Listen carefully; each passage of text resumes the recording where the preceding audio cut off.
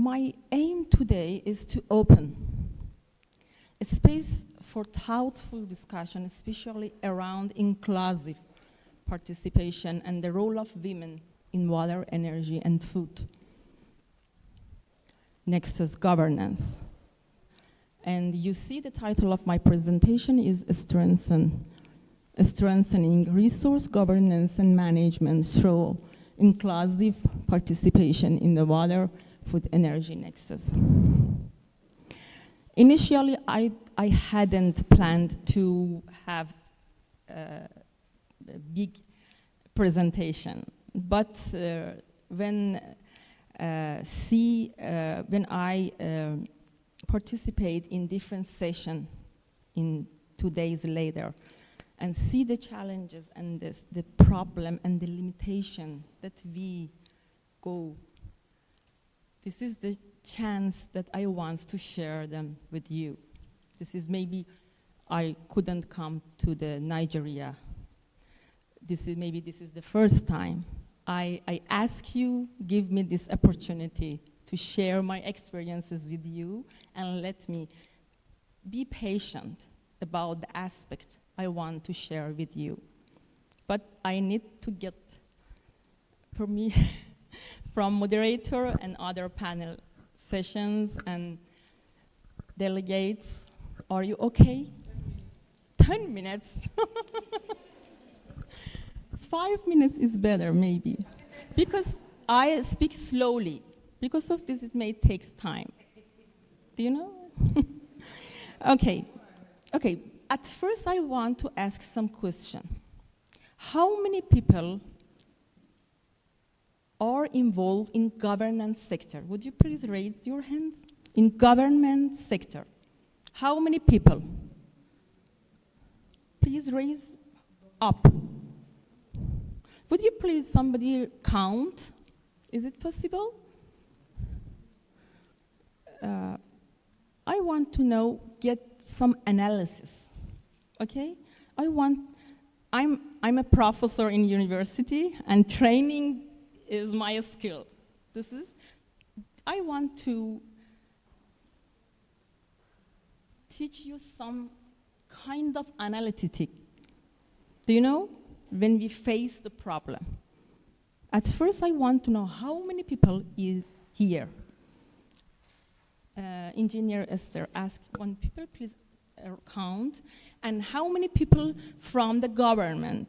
How many people from the local community? Local community. Local community. Yes, raise your hand. How many people from local community? How many people from policy making in decision making level, like parliaments?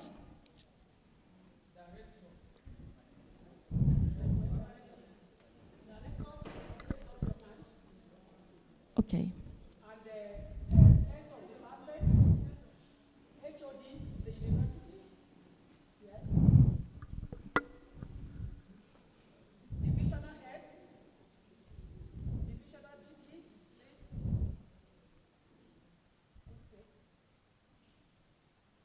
Okay.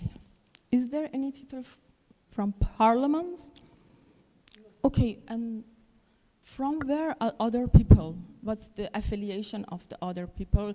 Scientific, university and research institute.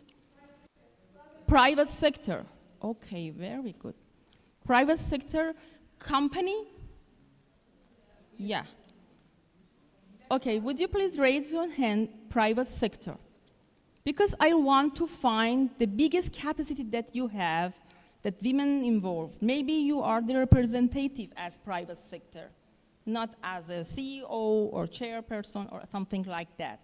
But it is important that the women active in different departments that related to the water management involved. I want to know how many people, how many women involved in different departments that related to the water management. Because this is very important that we mainstreaming women participation in different level and different community that related to the water sector. In my presentation, I'll explain more about, next slide, please. So, the key area I will cover included core challenges, governance of nature resource in fragile climate context, the role of a stakeholder engagement in enhancing efficiency of resource management by nexus thinking. Thinking means women as integral agents in the water energy food nexus, proven model, translation, local experience into regional capacity development, a policy framework for inclusive and participatory resource decision making, advancing toward the future, regional cooperation through participatory governance paradigms. Okay, at the first, as you know, major challenges. Next slide, please.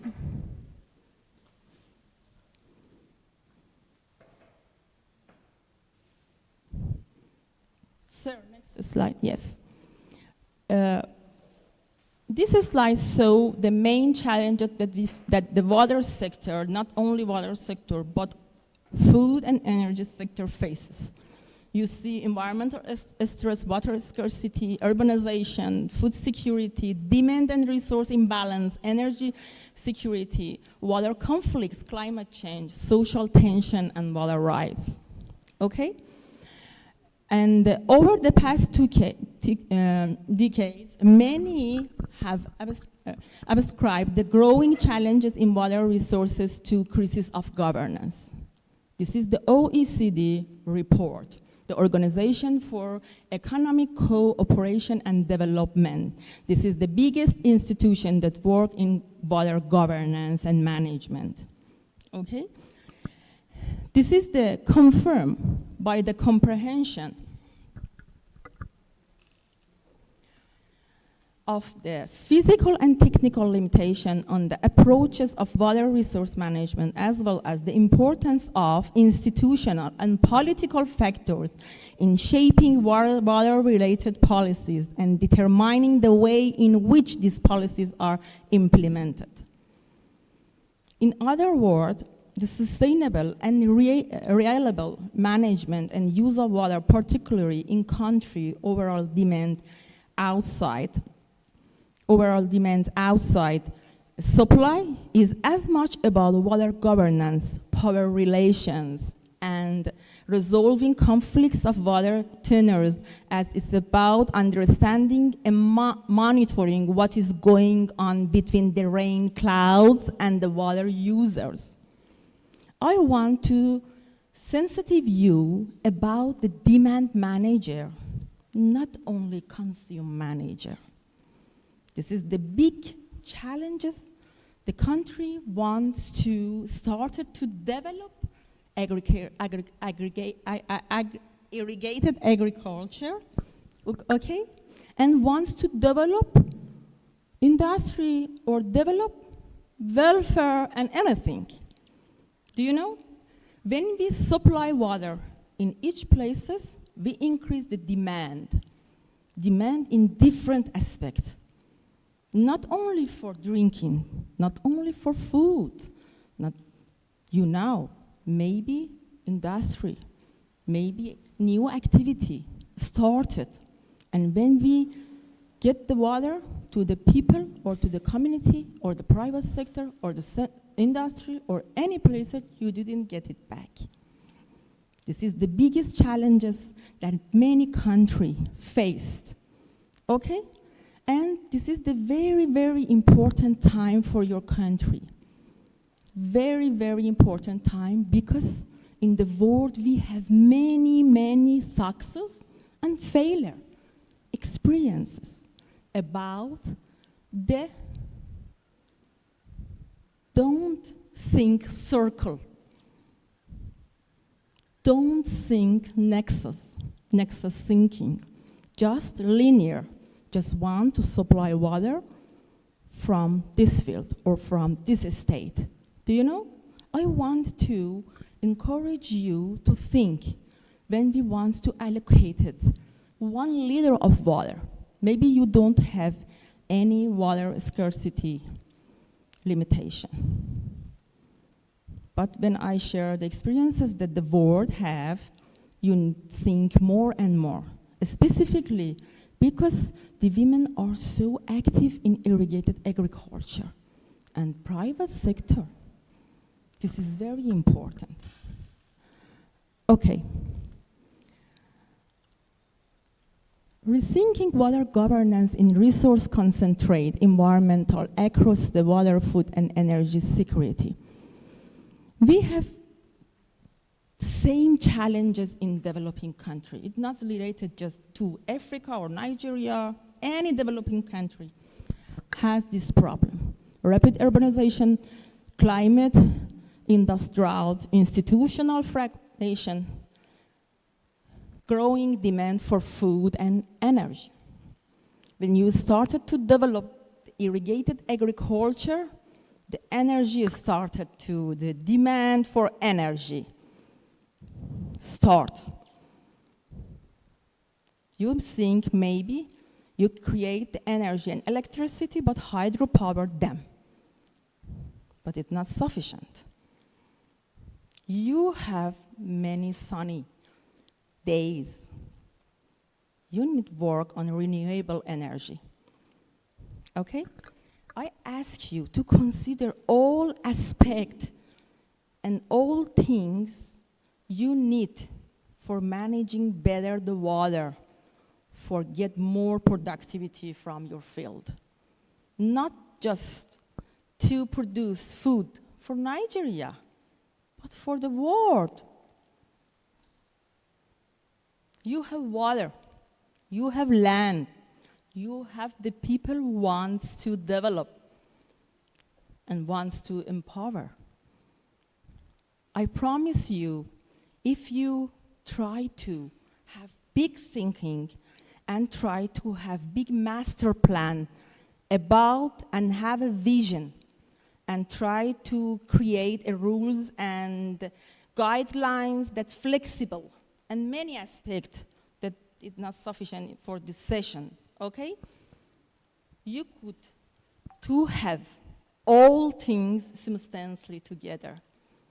And this is just due by women, not only in Nigeria, but also in all the world. Okay, next please, sir. Okay, in other words, the sustainable and reliable management and use of water, particularly in countries where overall demand outstrips supply, is as much about water governance, power relations, and resolving conflicts of water tenors as it's about, as I say, understanding and monitoring what is going. Okay, next slide. Okay, I want to explain some about the water governance. What is the water governance? This is important you know the concepts, because you want to get your rights. It is very important you know enough knowledge about the concepts that the people talk about. The water consume management is different from demand management. Consume management, in consume management we want to manage water. We focus on water. When we focus on water, all the activity that related to this is hard capacity development, like dam infrastructure, or maybe some controller instrument. Okay? But do you think water has a problem? Tell me. If till now, maybe some plants in your country don't have water supply system, is it related to water? Yeah? Okay? This is consume management. But in demand management, that's related to the people who consume the water. And in demand management, we focus on the people. And more conflict that you see, we face not only in Nigeria and in Africa, in all the worlds, in all developed and developing. I'm, as a people, to be in America, US, Canada, Australia, Mexico, South Asia, Middle Asia.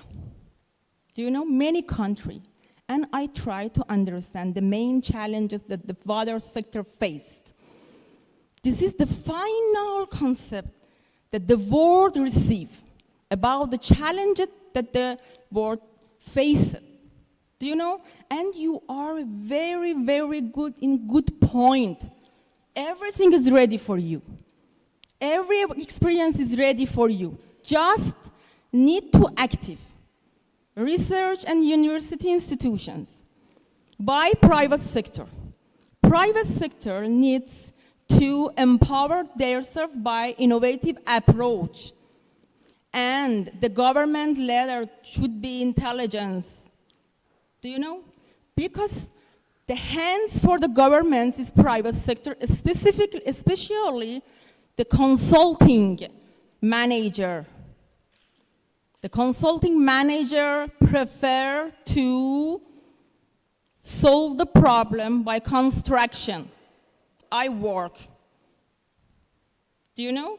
Because more money is there. It's not problem. Because I know in your country you need to develop supply system. This is very important. If we want to work with water, at first time we should supply for the land and for the people.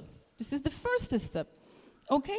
But this is very important to consider set up political, social, economical, and administrative systems that influence the use, management, and allocation of water resource. It involves decision-making process and actors, including governments, communities, and the private sector. Effective water governments promote sustainable and equitable access to water services. Okay, when we talk about the water governance, that relates to all aspects. And women should be active in all aspects. Because of this, I ask, anybody is in parliament? Women need to have nominate in the parliament. This is very important. I have one slide show you the study of the World Bank about this matter. I couldn't find, I haven't time about, but this is so important. Okay? Effective water governance requires the involvement and interactions among diverse actors and groups, which would inherently include ensuring the representation and participation of stakeholders and community impacted by water issue. This is the final concept that OECD published in the global level. Next page, next. Okay, the second part about the role of stakeholder and participation area. Okay. Okay. Across many developing countries, especially the MENA region that I live there, and I know maybe in many countries in Africa. Water governance systems are often centralized and fragmented, leading to inefficiencies and reduced resilience, but resilience particularly in many, not only in semi-arid like MENA, but also in rainy arid like Nigeria. Concentrate environmental cannot be engineering from the top down. Now you want to start the irrigated agriculture development. It is very important. Top-down activity and bottom-up activity started simultaneously, step by step. If we promote women just in the high level, is not sufficient. High level, middle level, local community. Okay? This is so important. You have this mindset to help, okay, your community, the women community, not only in the decision-making level, but also in the local level. The challenges that the local level I heard, I understand that women faced in your country and in Africa region. Top down and bottom up, both of them together, and encourage the private sector, show you the participationary activity, the participationary approach near the infrastructure and engineering approach. Do you know? This is the soft capacity development.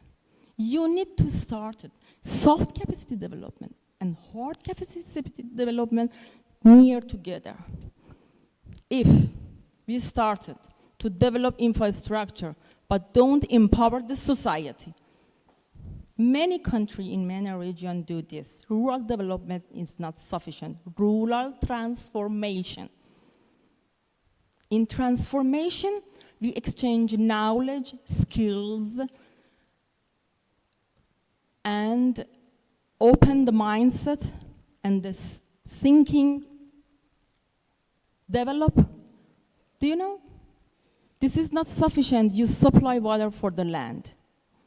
This is the biggest failure maybe if you don't consider another aspect. And I ask you, as a woman, I have 47 years old. I know the texture of the challenges that you have. And encourage you, try to find the solution that the world about this matter. I show you some experiences in another country that is very, very, very practical for you. In the following, okay. Okay. Next slide, please. Okay, this slide shows the FAO approach. You know FAO is a very, very big international institution that works in food security. And all the country reference to the FAO guideline and something like that.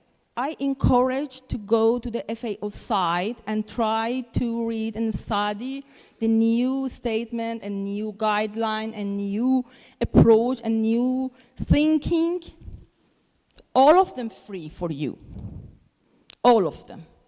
And the very, very big capacity that your country have, that related you now English. You now English. This is the best opportunity, and this is the best capacity that you have. Many women who live in developing countries doesn't have this capability. This is maybe you think this is the simple. No.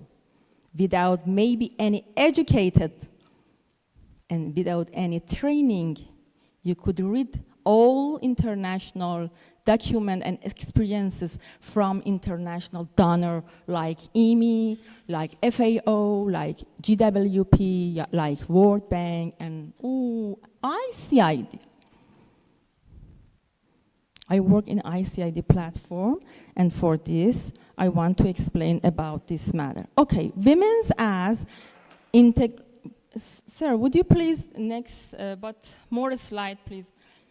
Next one. Next one. Next one. Okay, women as integral agent into water, energy, food nexus.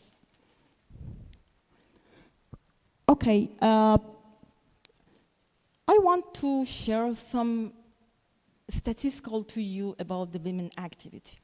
Women in agriculture produce over 50% agriculture food globally and are responsible for 60 to 80 food production.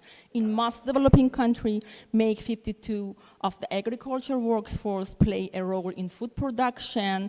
In Middle East, this statistic is to 30%. Okay? In another, next slide. And in energy, global average women represented in energy sector is 32. You see unbalances, okay? But in MENA region, North Africa is a MENA region, maybe Nigeria not, but North Africa, okay? You see just 7 to 9. Do you know why?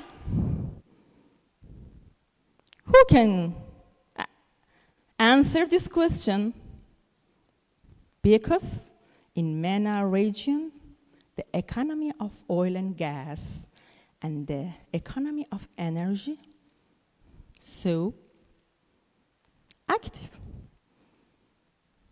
And one of the biggest challenges that the women face that related to financial and economical support. This is the main challenges. Do you know? Okay. Next, please. Okay. Okay. Next, please. Okay. Next. More explain for other. And the other one? Okay. Next. This is maybe as a training course online for all people in ICID platform. I'm ready to share my experience to you, but the time is so limitation. Okay. Next, please. Okay. We know women make up half of the population in any society, and they are directly connected to other social groups such as youth, adolescents, and children. They also have impact on the other half of population, namely men. Therefore, women are one of the most important and influential social groups. However, this reality is often overlooked, especially in developing countries, but I know in developed countries they have some problem. Next slide. Okay, how can we move toward integration? With what mindset, type of thinking and sprite? What area require a paradigm shift and change in approach? Are current structure effective in resolving conflict and fostering participation? If not, what kind of structure need to be created urgently? What services does this urgency entail? Okay, many things I want, but the time is limitation. I try to ask this question. Thank you, Dr. Nagis. Your paper is so rich and very interesting. We want you to make it available on the website. I'm sure many participants will like to have it. So please, due to time constraints, we have another session at Yadadua Center after here. We know that you are really ready to, but please, thank you.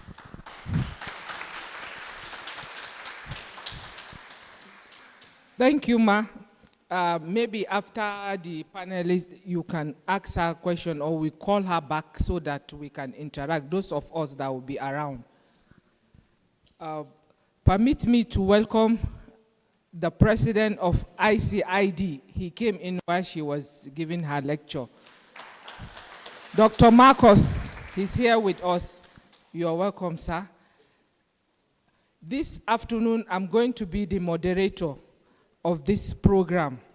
I'm Engineer Hawa Mohammed Sadiq, Fellow of the Nigerian Society of Engineers, Fellow of Nigerian Institute of Agric Engineers, past President, Association of Professional Women Engineers of Nigeria, a Deputy Director with the Department of Irrigation and Drainage. I'm going to call our panelists. Please, Achibong, can we have the chairs? Our panelists for this session.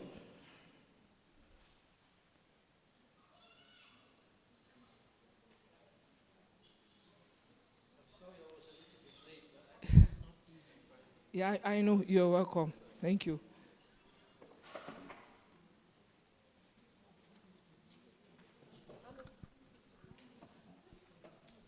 Put it.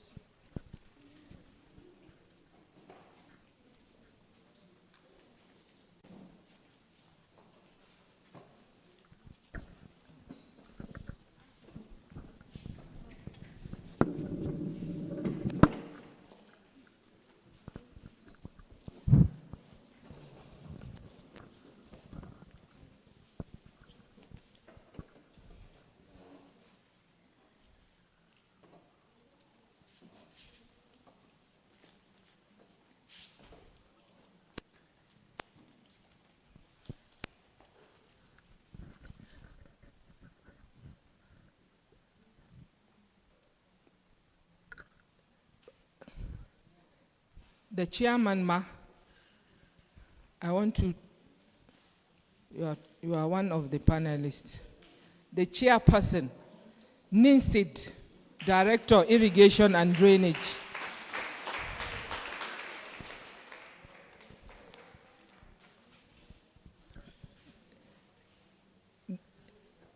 Our Professor Emeritus,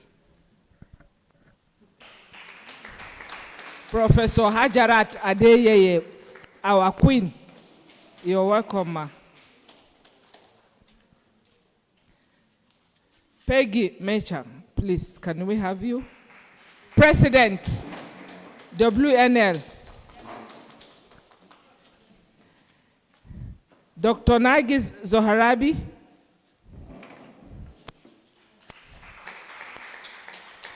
Engineer Antia.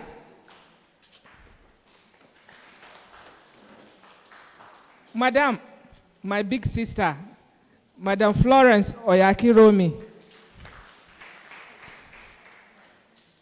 Engineer Fatih Baba Ahmed, the treasurer of NINSID.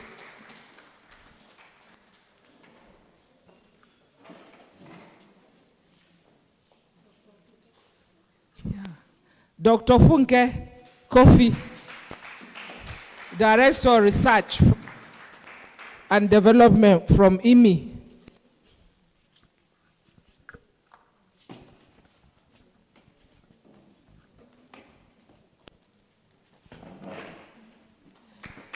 Oh, sorry. Okay. We're going to, it's going to be brief. In just 2 minutes, I will call each and every one of them to briefly tell us what they have been doing, where they are. So let me start with Dr. Kofi. Thank you very much, Madam Moderator. Good morning, everyone. And as she has said, my name is Dr. Mrs. Olufunke Kofi, and I work for the International Water Management Institute. I'm the African Director for Research, actually with responsibility for Africa and the Middle East. So basically what we do in my organization is a knowledge institute. So we generate knowledge, we do research for development, we identify development problems, and we bring research to bear, developing tools, guidelines, and co-design of irrigation, water management solutions to be able to meet the needs of smallholder farmers. And gender issues and inclusive approach is what we use generally in my organization. So as the director, I have a responsibility to oversee the whole of IMI program in the region, including getting human resources, the experts that are backstopping them, mentoring, and also co-designing irrigation programs in different countries. Let me stop there because of all that. Thank you. I have my deputy director here. Good morning, or good afternoon, everyone. My name is Mrs. Florence Oyakirume. I'm a deputy director in the Department of Irrigation and Drainage, Federal Ministry of Water Resources. In my department, what we do generally, like Dr. Negis have just presented, we are trying to tap into this world of NESIS, that is water, food, and energy. And in doing that, carrying women along, we've designed a special program which we tag promotion of gender/women participation in irrigated agriculture, which we are trying to target women and youth all over the country. And for now, what we have done, because of paucity of funds in the country, we are trying to limit it to just 5 hectares of irrigated land. And the land must be free of any encumbrances. That is, no one will claim to the land, so that we'll be able to utilize it.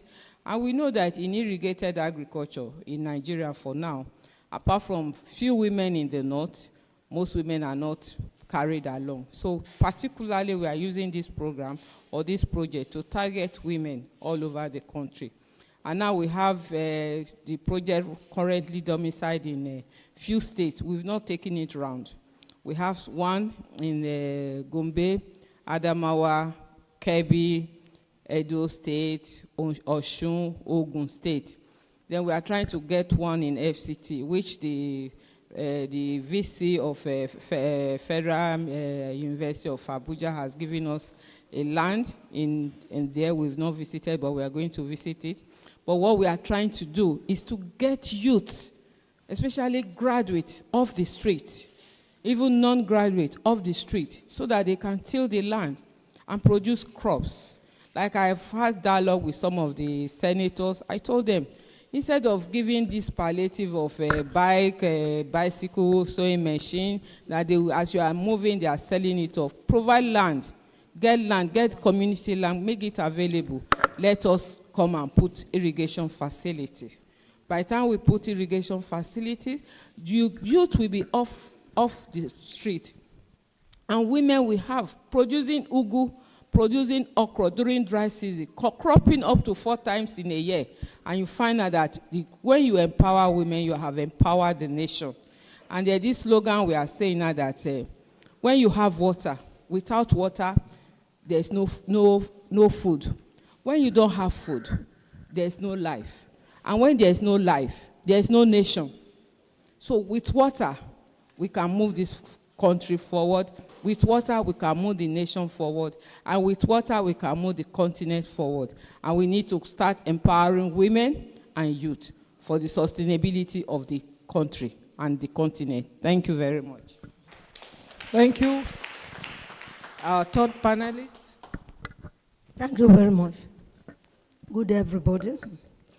I'm Professor Emeritus Ambassador Queen Hajarat Adeyeye. I'm the National President General of Agro-Allied Commodities Cooperatives of Nigeria Limited, under the Federal Ministry of Agriculture and Food Security, under the supervision again of the Federal Department of Cooperatives and Farmers Organization in Nigeria.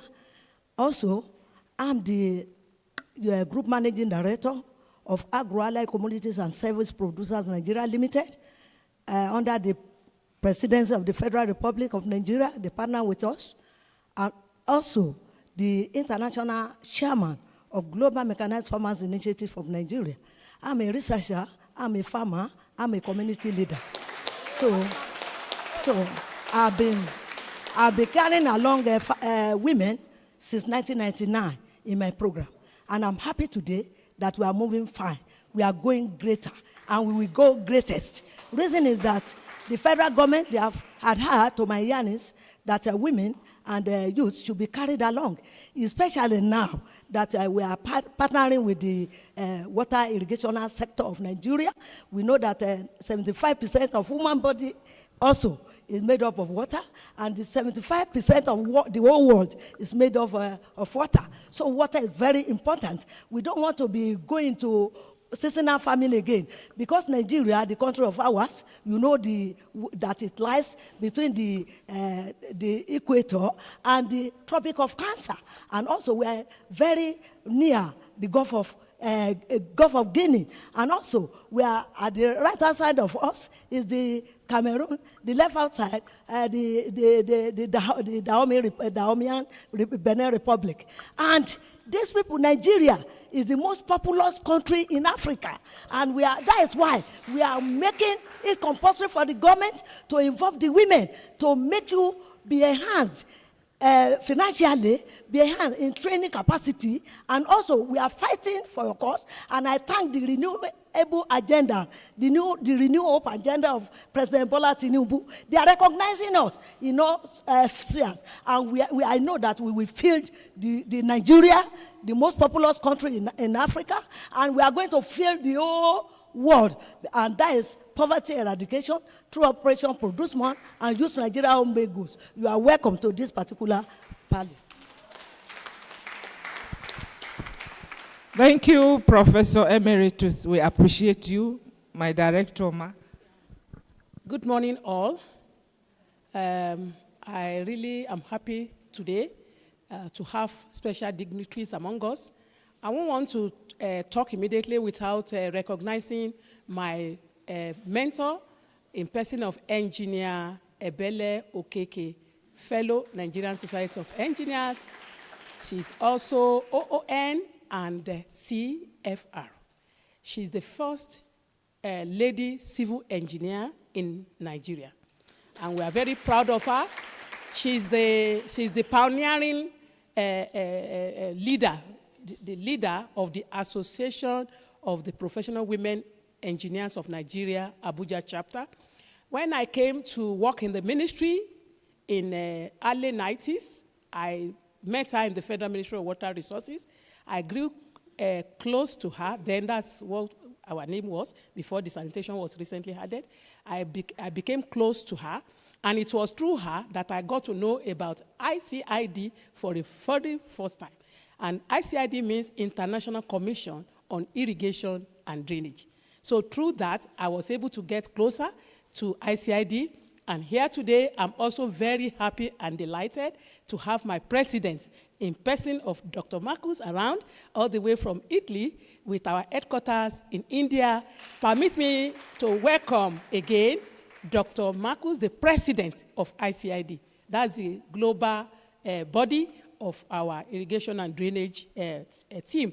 In Nigeria here, by the grace of God, I'm the chair of the Nigerian National Committee on Irrigation and Drainage. And also, I'm holding that position by virtue of the fact that I am the director of the Department of Irrigation and Drainage in the Federal Ministry of Water Resources, Gariki, Abuja, Nigeria. Now, coming to the matter we are discussing today, looking at my department, the three topmost are women.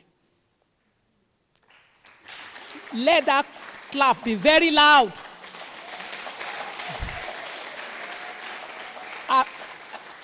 I've seen situations where maybe generally when our counterparts, I won't want to mention their group, when they see somebody driving, is she a woman? Okay, she's a woman, no wonder.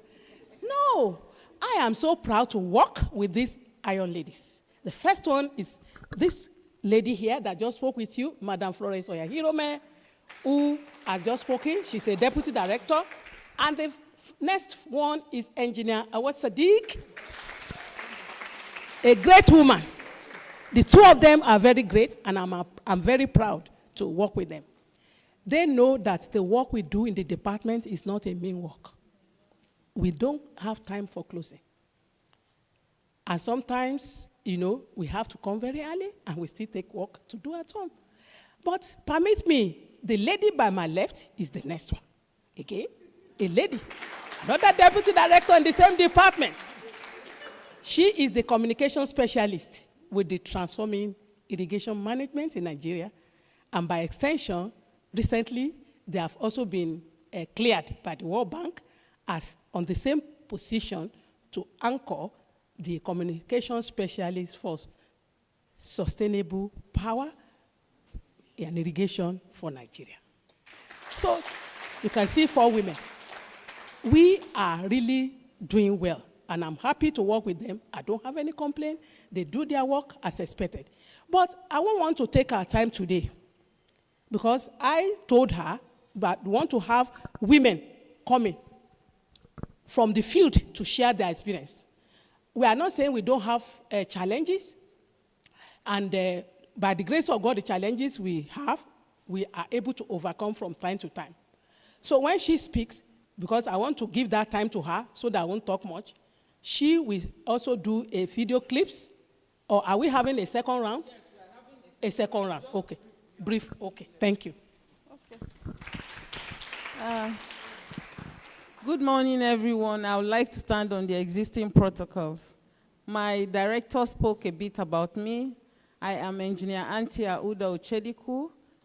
I am a deputy director with the Department of Irrigation and Drainage, the irrigation component manager of the trimming project, communication specialist, member of the Nigerian Society of Engineers, APWEM, and all the other affiliates.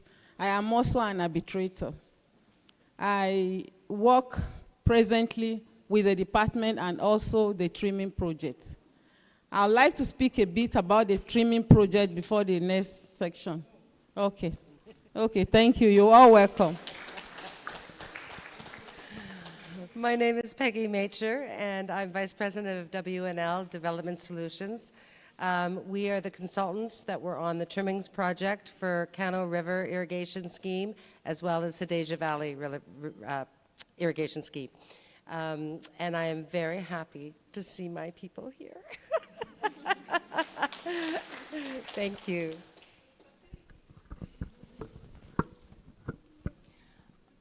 I'm Dr. Narges Zohrabi. I'm Associated Professor in the Islamic Azad University Ahvaz branch in Iran and Executive Member of Iranian National Committee and as a Chairperson of ICID Task Force Women Empowerment in Water Management and as a member in Iran Water Diplomacy Association. I would like to encourage I explain my different affiliation that I have that related to the institutional activity. This is the main action that we need to have in government level to create and establish institutional activity.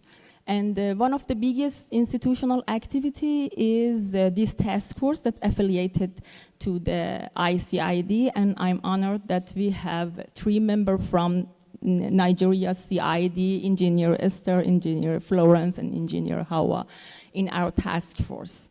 And this is the very good opportunity for you to give the experiences that the ICID countries have. I explained in my presentation to you, most of the developing countries are as a member in ICID platform. We have 80 member countries. Most of them are developing countries. And I explained to you many challenges that they face in their country.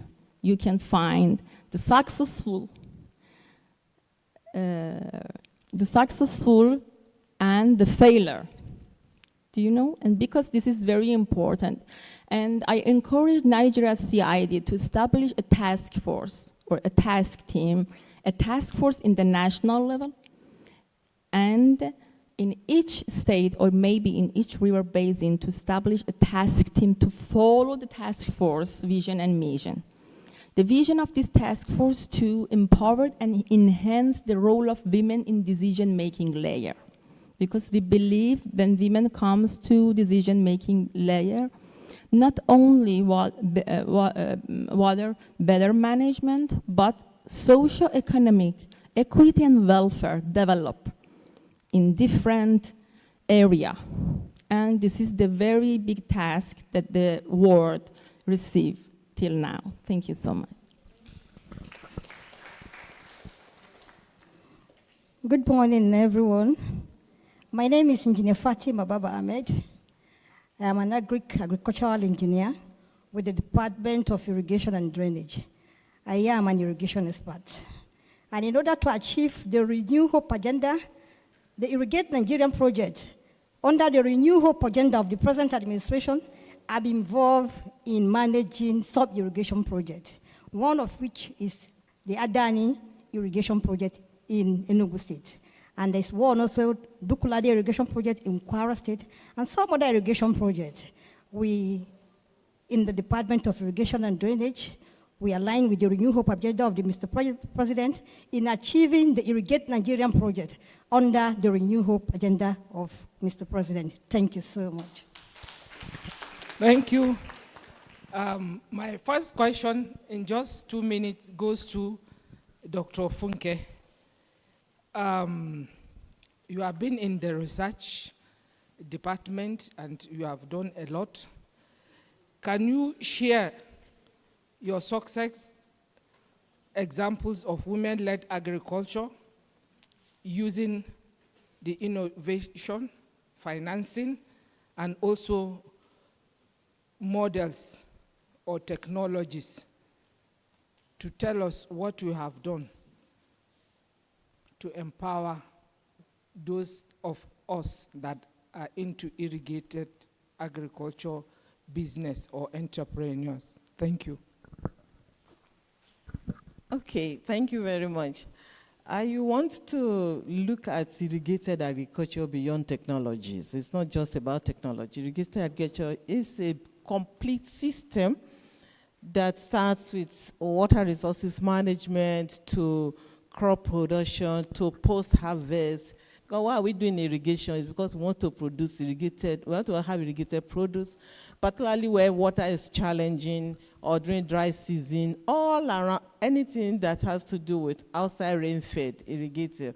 So the essence is to supply food. Now, the ultimate thing we want to achieve is that there's food on the table or there's food that is sold so that women can earn. Along the value chain, there are quite a lot of things that women can do. So we can't just limit to access to technologies and all that.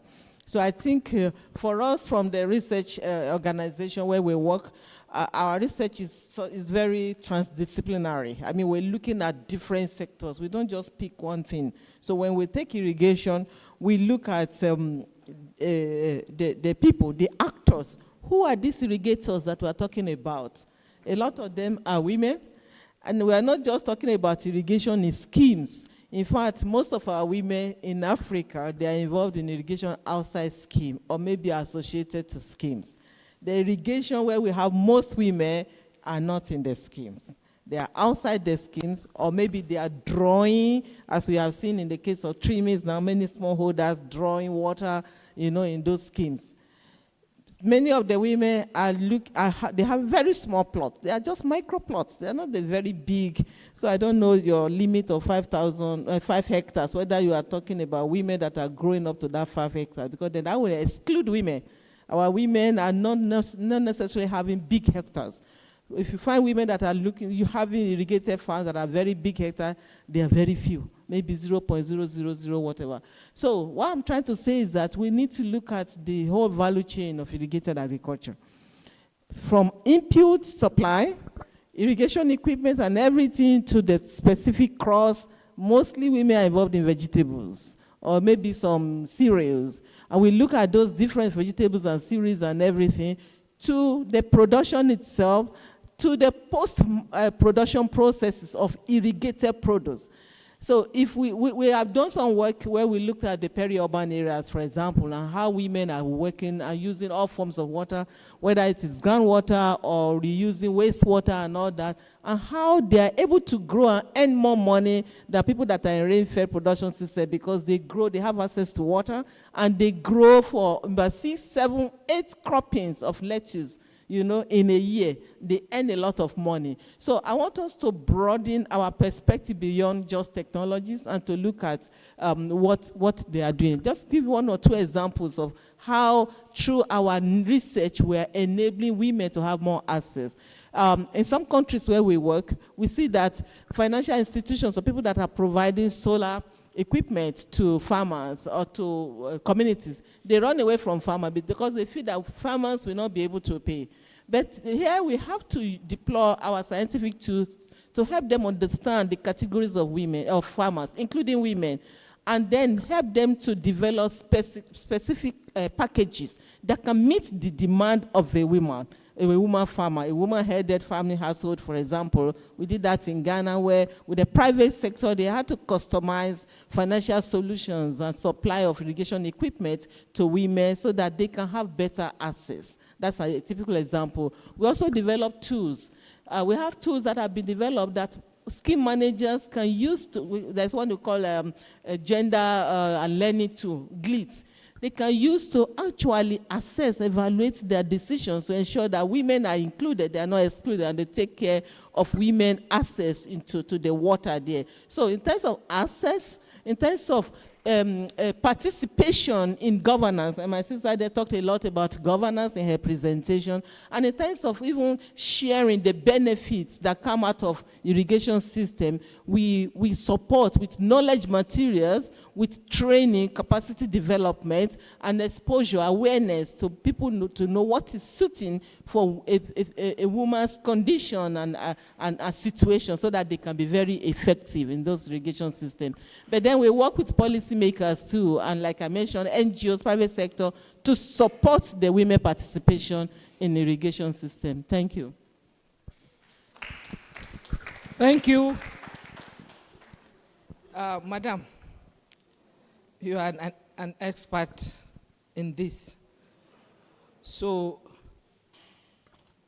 and you are a government worker, a civil servant, a serious civil servant. How can government and development organization better support women entrepreneurs in irrigated agriculture through policy and pragmatic interventions? Thank you very much for that question.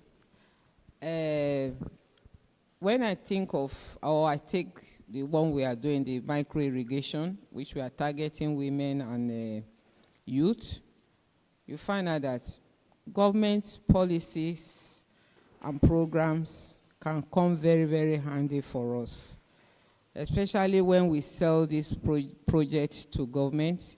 We need finances. So we need government to help us to finance the project and also assist us in with the finance. It will enable us to be able to train women. If you go around the Abuja, especially Kubwa where I live, you see small holders, farmers, women. They farm this ugu, they farm alefo, this vegetable and all sorts of things, spinach and everything. You know what they take out on daily basis. If we can have women, if government can support women, for instance, we need to have a government policy that will be targeted at women, at improving women in irrigated farming. This micro irrigation we are talking about, I was just sharing with my sister here. I said we need more improvement. I know improvement comes with finance. Improvement comes with support from donor agencies, from partner, from private sector. When we all come together, like Dr. Negi have said, women governance. Women alone cannot do it if we don't have the support of men also. And we know we have more men in government, in governance of this country, in most developing countries. So we need women also, especially those of us that are in government. We need to champion this cause to enable our local women to be empowered. When you empower a woman, you have empowered the nation. I keep saying, for instance, there was a time we went around some of our river basin in Trimi, some of them in Trimi. We sensitize women when we realize that our men are going into our canals to bathe, to wash their cars, to wash their clothes, to wash their, polluting the water. And we know that when water that is being polluted is being used for cropping, that quality of that crop is compromised. We gather some of our women and men, and we train them, we sensitize them. If you go to Hadeja now, you see our canals, they are very clean. Why? Because we have trained a woman. We told them during the training, this woman, this is one of our women leader. She can testify to that. We went round. And today, if I tell you, if we had trained only the men, our canal will have still been filthy. But because we have trained a woman, we have empowered a woman, they will tell their children, please don't carry that your cloth to the canals to wash you. We need clean water. That is the power of training. That is the power of enlightenment. That is the power. When you empower a woman, you have empowered the nation. So I want our police, our government to lay emphasis on capacity building for our women to be able to carry this irrigated agriculture further in this country. Thank you. Thank you, Ma. I hope we are not tired. Maybe we should stand for 2 minutes 1 minute, sorry. 1 minute, we should for a small exercise.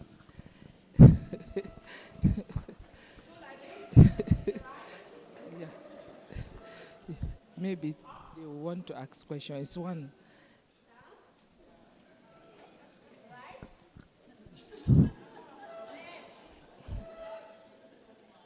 Okay, thank you. Yeah.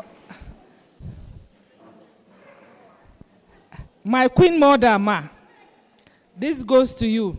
Can you discuss the importance of value chain development in supporting women entrepreneurs in irrigated agriculture? Thank you. Thank you very much. I thank God we are seeing women now coming out. You know, let me start with an example. In 1999, I was the only woman in commodity implementation of Nigeria. We had 8 men, 1 woman to start these particular commodities, whether in value chain, system, cum, water, resources. So today, I'm happy. I'm a researcher, I've told you. I did education, English, curriculum studies, PhD in Obafemi Awolowo University in Ife. So I got my professorship. I went to University of Brazil, South America, on culture and language studies. They gave me visiting professorship. In Nigeria, they gave me professor. And later on, all the academicians of the world, they gave me professor emeritus in 2 places. First, in culture and language studies. The other one, in my specific area, that's English language curriculum studies. So I'm happy that today I have designed not less than 11 curriculums for Nigeria in order to enhance the lot of the grassroots people of Nigeria, women inclusive. So as I was carrying out the research, I saw the need of enhancing women in Nigeria because we are mothers. Pavlovian theory in education, permit me to quote my Pavlovian theory, that in woman's womb, a fetus started learning at age 8 weeks in the womb. They learn from their mothers. 8 weeks in the womb. If a woman is kleptomaniac, the child, 8 weeks in the womb, we copy, like photocopy. So we women, we are the mothers of the nation. That was how I thought I deemed it fit then, that federal government, women should be deeply and adequately involved. But not until recent that women are coming out. It's not the fault of women in Nigeria, because there are certain challenges that could curb or enhance the participation of women in agriculture. Finance is number 1. We have the human capacity. Women are there, both in 3 phases. The small scale farming, the medium, and the large. Women are there. But what of recognition again? As my sister has said from Iran. Are we plenty in the governance of this nation? I, as a researcher, how many women were trained when we were trained? They would say women go to the kitchen. But I was fortunate, I was born of a Muslim father and a Muslim mother. They first of all, they sent me to Quranic school. That's the Quranic education. I had that. They now send me to Western education to read. So that enhanced my readership. And it unveils my eyes to how women should be treated. I was clamoring that women in Nigeria, the most populous country in Africa, I repeat it, should be enhanced. If we are enhanced, the whole of women in Africa will be enhanced because we are the giant of Africa. So, this value chain you are talking of, it starts from primary production, whereby we plant arable, livestock, tree crop, fadama, citrus, aquaculture, horticulture, herbs and roots that we choose to be a complement of pharmaceutical now. Our herbs and roots, planting herbs and roots, is a complement of pharmaceutical, and I name it pharmaceutical. Yes. And women are very conversant of all this. But they didn't recognize us for long. But now they are recognizing us. So when we go into primary production, where is the land to be used? They will be looking at the women derogatorily. You know? They will say, you can't inherit your father's land, and so on.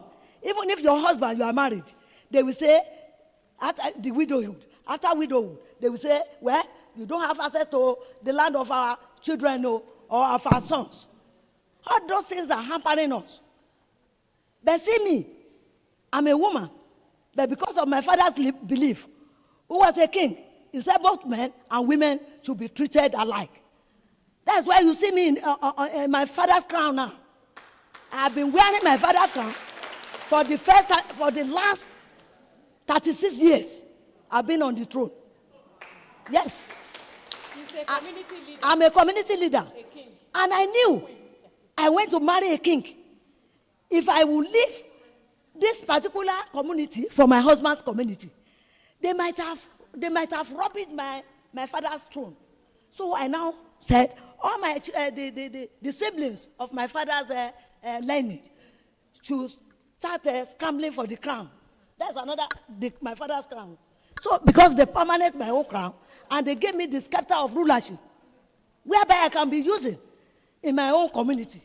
Today I have my Queen Green City, where with I have about not less than 9,000 plus hectares of land. Yes. And I'm using the land now for mechanized farming, for dairy farming, for university, for skill acquisition centers, for women, and for men. And I've gone to overseas countries like Germany, like UK, like US, like South America, to be finding investors. For who? For you people. You see? So, in value chain system for production, I can say it today. We have land all over the nation because I'm not the controller of Nigeria. It is President Tinubu. But as far as farmers or farming is concerned in Nigeria, nobody can sideline me. Not that I'm proud. Because I'm the National President General of NACON. All women should come to NACON. What is NACON? Yes. Okay. The full meaning of NACON is National Agro-Allied Commodities Cooperatives of Nigeria Limited, whereby we have about 110 million farmers, but women are very minimal. So register today. You register into Agro-Allied. Thank you, ma'am. Yes, ma'am. Now, for this Agro-Allied, I have another corporation that is known as Agro-Allied Commodities and Service Producers Nigeria Limited. That is for MSME. When you produce in the farm, you will go into processing, isn't it? The processors and the raw people, the processed food and the raw food, they are in the market. In the market for value chain. From there, you go to storage. From storage to you must package well. You package. When you package, I've been to the Export Promotion Council to recognize you for international program, exportation of good foods to sub-regions of Africa, to ECOWAS, and I've been with the son to lecture us how to become a standardized packager of food in Nigeria. And also, I've got to my people in water resources because we don't want to be farming just for seasonal farming. I honor those people in the northern Nigeria. You women in the northern Nigeria, you are enjoying. But this particular irrigational system should be carried down to the southern part of Nigeria, because Nigeria is bisected by rivers, powerful rivers, and streams. We have River Niger and River Benue. We have streams all around. And again, we have the ocean, which is is the basement of Nigeria. I was in Germany, where they were planting things on their own Atlantic Ocean. Why can't we be planting in Atlantic Ocean in Nigeria? If they train you, you will be doing that. Also, not packaging alone, not selling alone, not processing alone, but you must be exposed to what we call training. And when they give you training, they must give you capacity building. You see, that's fund. Because of that, I have liaised with the Bank of Agriculture. For you women, I have requested for 500 billion. Quote me. From Nigeria government. Ask the Bank of Agriculture. If you line up into NACON, you will be, I'm lining them up now. I'm the one writing all the 109 banks of agriculture in Nigeria, so that you and the youth should get money. And another area where you should get money to move on, like men, in farming, in processing, in packaging, in marketing, in international exposure, is the Bank of Industry. I've requested for 50 billion from the Bank of Industry, and they have approved it. And they even added 24 billion to it. Who will use it? It's you. So, my people in irrigation, I thank you very much. I thank you very much. Because you're supporting us, we'll be able to make us to get the money and give to you. I'm a lecturer, I'm a professor, I don't need much money again. We need capacity building for our people to rescue us. Thank you very much. Can we applaud her more? Thank you. Thank you, our Queen Mother. We appreciate you, and we are very happy that you are here with us. My director, Ma, can you share a success story of women in irrigated agriculture, the trimming experience? Yes, thank you, Ma. We have another session after now.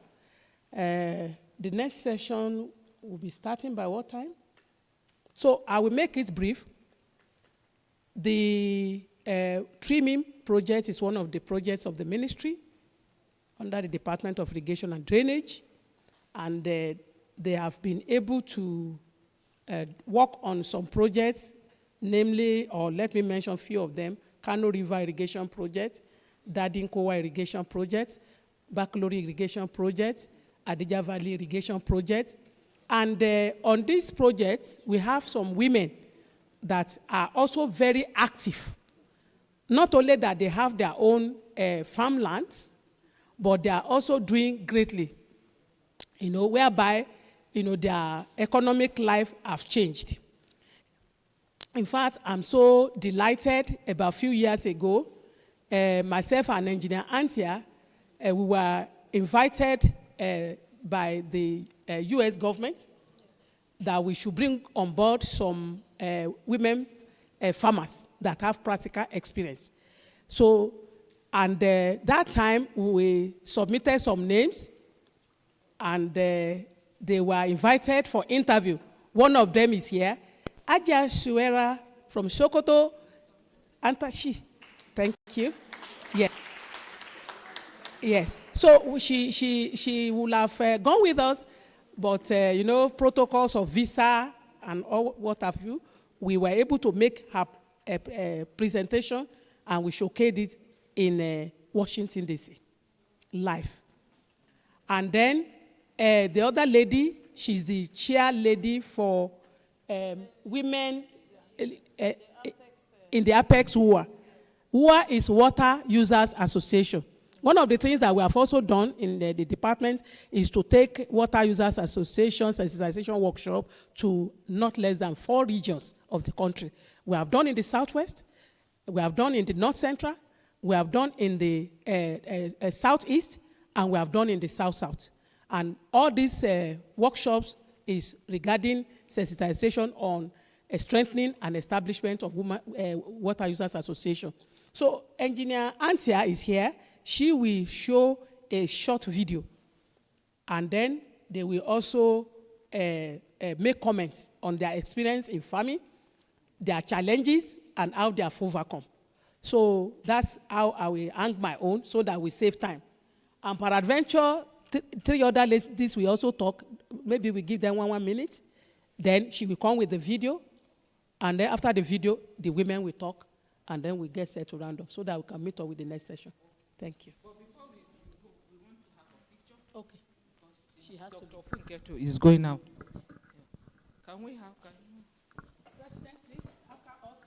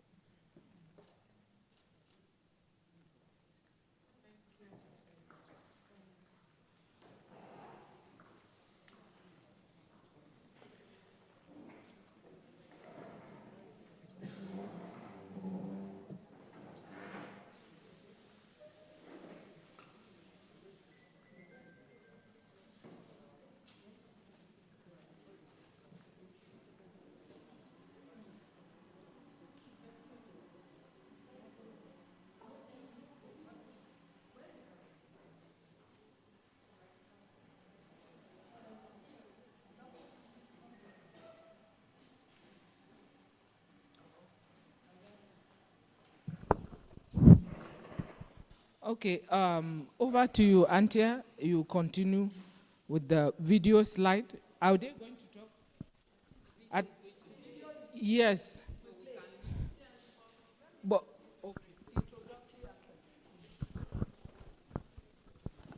the trimming project development objective is to improve access to irrigation and drainage services, to support integrated water resources management and agricultural service delivery. Under the project, we have 4 components. The first component deals with development of irrigation infrastructures. And then the second one has to do with dams infrastructures. The third one is agricultural service delivery. and support to value chain. And then we have the fourth one, which is project management. Under the third component, we have what is called the Farmer Fields and Business School Technology. Under the Farmer Fields and Business School Technology, there is women empowerment. And we have trained women, over 9,000 women have been reached in the 5 intervention schemes. We have, it's a train-the-trainer program. We train the facilitators who equally will train, step down the training to farmers in their respective schemes and sectors. We have 2 women here who are going to represent the others because we cannot bring all of them on board to this conference. One of them is called Hajia Salamatu. She's a women leader from the Hadeja Valley Irrigation Scheme, which is in Jigawa State, Ayu. And then we have Zuwaira Mohammed. She is from the Baccalaureate Irrigation Scheme in Zamfara State.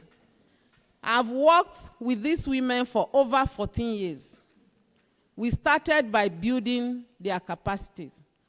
We had massive advocacies and sensitization visits to the key traditional rulers, the religious rulers, and the securities in all the communities that we have intervened, so that we can get their buy-in.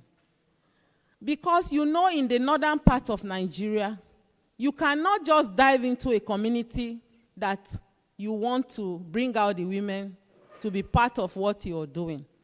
And by this massive sensitization we got the buy-in of these key stakeholders who gave us all the enabling environment we need to execute the trimming project. The trimming project today achieved all its developmental objectives. And by extension, that is why we have these women who are here today with us. They've been coming for conferences, workshops here in Abuja. We've taken them for exchange visits to countries like Senegal, US, Bangladesh, and also to Spain. In the past, you know that will not happen.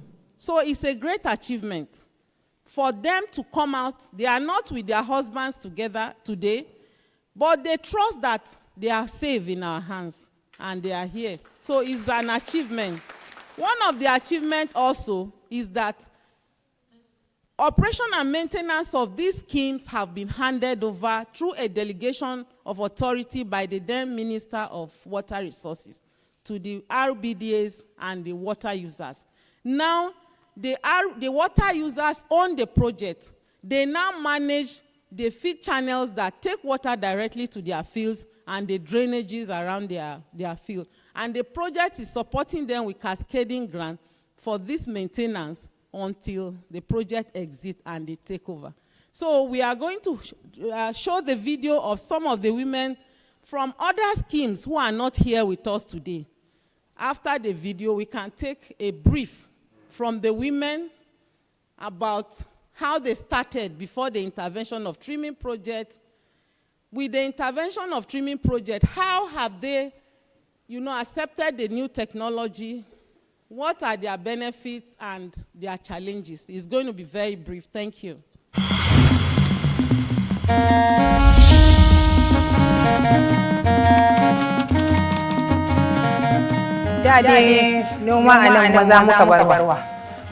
It's translated in English as well. Albarkacin wannan ruwa da aka sako mana shi har matan su ya waye muka gane yanayin samun amfani da ake da jin daɗin rayuwa. Don gaskiya a cikin garin arginin nan ina da yaƙinin muna da yawa wanda muke noma mamaca kuma muna samun amfani. Kuma amfani yana mana kyau. Noman da Jimin ta nuna mana har muka hau muke yin shi. Alhamdulillah yanzu ina da mashin nawa na kaina wanda na siya da kuɗin noman Jimin domin kawai ina bayarwa ana aiki da shi ina samu ina sufarin gona in gyara wuri da duk wannan kuɗin da nake samu na hayan mashin. Alhamdulillah wannan abu ina jin daɗin shi sosai wanda kuma ba zan taɓa mantawa da shi ba. Yadda na fara shekaran da na samu 7,000 ɗin nan, na cire buhu ɗaya na aje na kunun gyaɗa. Shi nake ke yi da na zo na sayar da shi ya kare buhu ɗaya na ya kare, na samu riba kusan 30,000 da abu.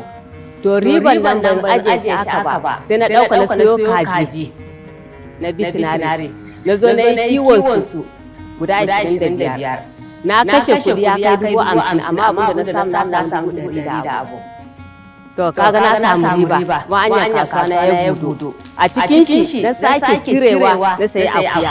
Daga noman nan na samu jari har na hada da waɗanda sana'o'i. Yanzu haka kan wannan sana'a ita ce muka lalura harkar yare ta makaranta da kuma ci gaban man sai mashin mun bada haya. Sannan kuma idan za a so mana kaya kuma da wannan mashin ya aka mana jirganiya kuma muna ba da kaya ana shiga mana da su ƙauyuka haka ana tallata da shagunoni don muna ba su a masu sayi. Taimakon da shi suka mahaifiyata ta yi noma kuma amfanin noman ya yi kyau kuma ta biya mu kuɗin neko kuma neko ɗita na ci kuma ina so ɗora karatu da ina godiya ga mahaifiyata ta biya mu kuɗin makaranta kuma ina godiya ga cikin saboda ce ta taimaka mata ta yi noman hannu mai kyau.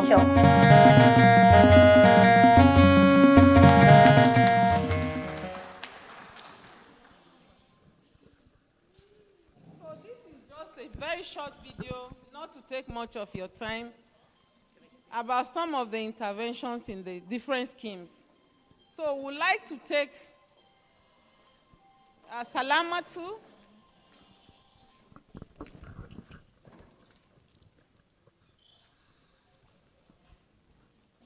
Salamatu, za ki gaya mana kafin a fara aikin trimming, me ne kina samu a gonanki? I'm asking her to tell us, before the intervention of trimming project, what's her experience? What was she getting in her farm? To, assalamu alaikum. Ni ban iya turanci ba da Hausa zan yi. Saboda inda wanda zai fassara shi ke sai a fassara muku. Yawwa, ni manomiya ce. It's farmer, yawwa.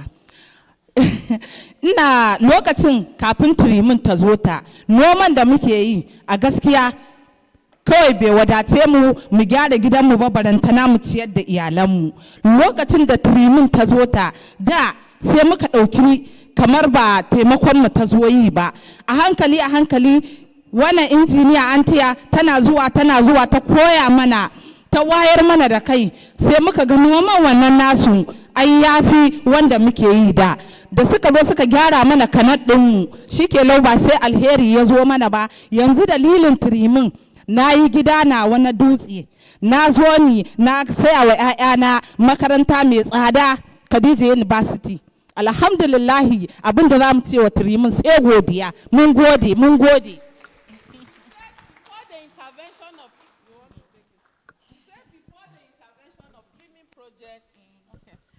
That farming was like just around the compound where they live.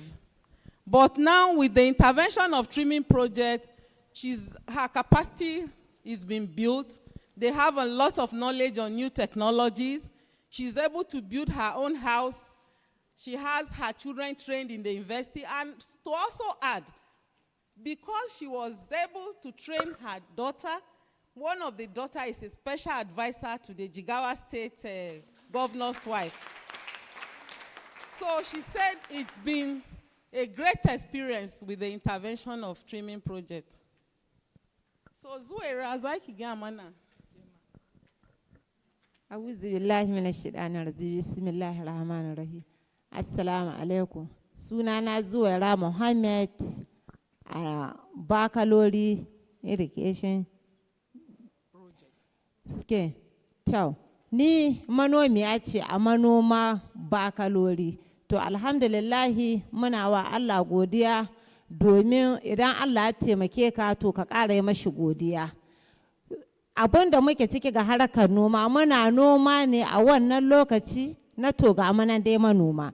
To amma yanzu alhamdulillah cikin hikima ta Allah tabbas manoma idanunsu sun waye sannan sun ɗaukaka sun kai wani bagire wanda Allah ya kai su a fannin noma. Yanzu a matsayin manomi zai iya ɗaukar lalura kan shi ya ɗauki ta yaren shi. Kaga manomi ya ci gaba. Sannan a matsayin ka manomi da kana ɓoye kwasa in za ka je gona ga a ganka da kwasa. Amma yanzu son kake karata ya kwasa kowa ya san duniya kai manomi ne. Domin noma ya ci gaba. Kuma an ƙarfafa noma ya yi tasiri ko ba haka ba. To shine haka muna godiya ga Allah maɗaukakin sarki Allah shi ƙara taimakon mu ya zan noman Najeriya ba Afirka baki ɗai noman Najeriya yana kwadda ita. Mun saka wando guda da noma in ba mu ba shiya insha Allahu. Fatanmu yadda mun ka ɗora ‘ya'yanmu, ƙannanmu, sannan da iyayenmu su ma don Allah su ƙara ƙarfafawa su zo su bai da goyon baya ga harkar noma domin a ƙara ci gaba, a ƙara wayan ma jama'a da kai. Ba maza ba ne manoman mata ne. Ba maza ba ne manoma mata ne. Ba maza ba ne manoma mata ne. To alhamdulillah injiniya Antiya ta yi duk yadda aka ina ganin duk karkarar bakalori local government ba inda bata sa kafa ba tare da manoma. Duk inda an ka ce wanga manomi ne na bakalori ya sai injiniya Antiya ta zo ta yada ta zo ta nuna ma duniya sannan ta ɗauki manoma cewa ta wayan masu da kanunsu kana noma cikin shigifa. To ga ka Abuja an zo an yi interview da kai ana nuna ma duniya kai to kaga alhamdulillahi ko ba haka ba. To muna godiya ga Allah yaran mu yadda sun kaga mun jajirce Allah sa su ma su jajirce haka su ci gaba su ɗaukaka su ma duniya ta san su da alheri. Fatan alheri Allah tabbatar mana da alheri baki daya. Wassalam.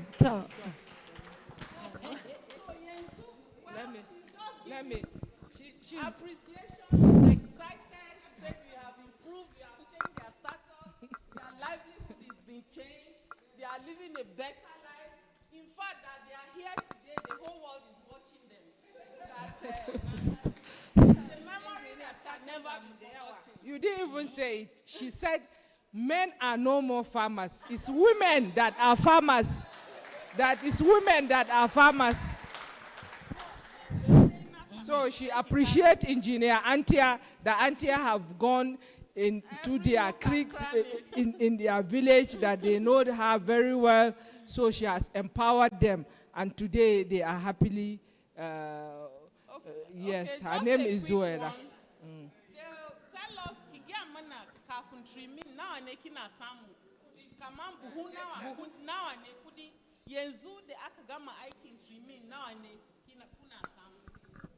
Assalamu alaikum.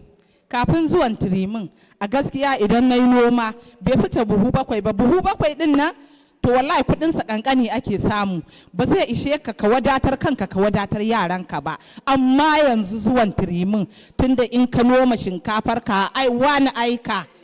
Season ɗaya za ka samu buhu 40. To yanzu har ta kai mun sayar ina da aika 5 tawa. 2 shatta. To yanzu alhamdulillahi ina samun kuɗi zan yi noma na miliyan 3. Zan yi noma na miliyan 4. To ai alhamdulillahi mun gode wa hukumar tirimin gabaki ɗaya. Yanzu da idan muka zo muka faɗa a gidan rediyo muke yayata noman na kamar yadda injiniya ta gwada mana. Wasu yasu ce har noma ma mace ta yi. To gahi yanzu matan ƙasar Haɗeja na Jigawaran katakaf gabaki ɗaya kina gidanki baki da wata sana'ar da ta wuce noma. Noma za ki je ki ce Haɗeja jama'ar ta baki fili ki zo ki noma. Su suke kakkarɓe mana ma mu ga mu da muka fara noman ban ma samun filin wallahi amma alhamdulillah tunda mata manoma sun karɓi noma alhamdulillah kunnan doki muke tafa da maza har mun so ma mu bi su. What she's saying that before the coming of Trimin, she only cultivate 4 bags of rice, but now she has more than in her. She had 2 hectares. Now she have up to 4 hectares, and every cultivation she does like 2 seasons. She at the end of every season she will have like 47 bags. So she has been empowered, so that women in their area before they cannot come out, but now through advocacy, women that are in Puda, in the northern part of Nigeria, we are Muslims and most of them are at home. So those that are at home now, they are all farmers, they have come out. So the men allow them that as it is, they are richer than their husbands. And they are happy because they don't ask the men to buy them other things. They do it by themselves. So the men like it that way.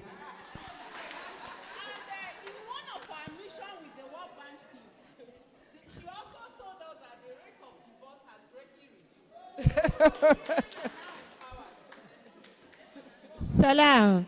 To alhamdulillah. Yeah. To a matsayina na manomiya a waɗancan lokuta da na shuɗe, ina noma, tabbas ina noma. Idan nun noma hekta ɗaya zan iya samun buhu 60 kamar 60 bok haka. To, amma yanzu ina tunanin cewa cikin hikima ta Allah ina noma hekta fiye da 10. Sannan duk hekta ɗaya idan ni gyara ta za ta iya bani buhu 100. In da ina noma buhu 60 a hekta ɗaya, amma yanzu ina iya noma buhu 1000 nawa na kaina. Idan ka zo Bakalor ka ce Zuwaira Muhammad Ashibi, baki ɗai jihar Zamfara za a ce ma ko ita ce wace ce ilalle tana yi ko ba ta yi. Ni ba zan ce ga ni ce ba, amma ka je ka tambaya ya haraka noma na nake. Noma yana son wani abu, yana son kulawa. Idan za ka yi shi ka tsaya kafa biyu, duk wani abu da kake yi ka keɓe shi ka aje, ka mai da hankalinka ga noma. Idan ka zo sassabe ka tsaya ka gyara gonarka yadda ya dace ka gyara ta. Sannan idan ka zo wurin jikon gonarka ka jike ta da kyau. Idan ka yi wannan jiko ka bata lokaci ta sha iska, sai ka zo da mota a yi ma filawun ɗinta. Daga filawun sai ka ɗau haro. Idan za ka yi da shi, to ka watsa irin ka za ka zo ka dasa shi ɗaya bayan ɗaya. To alhamdulillahi idan ka zo ka yi haka, sannan duk abin da take so ka zo ka buga mata rasta ɗinta. Bayan ka buga rasta, ka zo ka yi wankin rasta, to shi kenan da shanka ya samu sati 2 kana iya zowa ka wankaɗa mashi taki. To insha Allahu kai kuma manomi zura ido ka yi kallo. Harkar noma ita ce haraka. Sannan yanzu duk wanda ya bar noma, to gaskiya ni ban san ya zan ce mashi ba, dan Allah mata ƴaƴanmu kannanmu ku dawo noma. Idan kun dawo wallahi za mu ƙara ƙarfafa. Duniya za ta ƙara cewa ta jinjina mana ta yi godiya zuwa ga mata, lalle sun zama manoma. Alhamdulillah, masha Allah.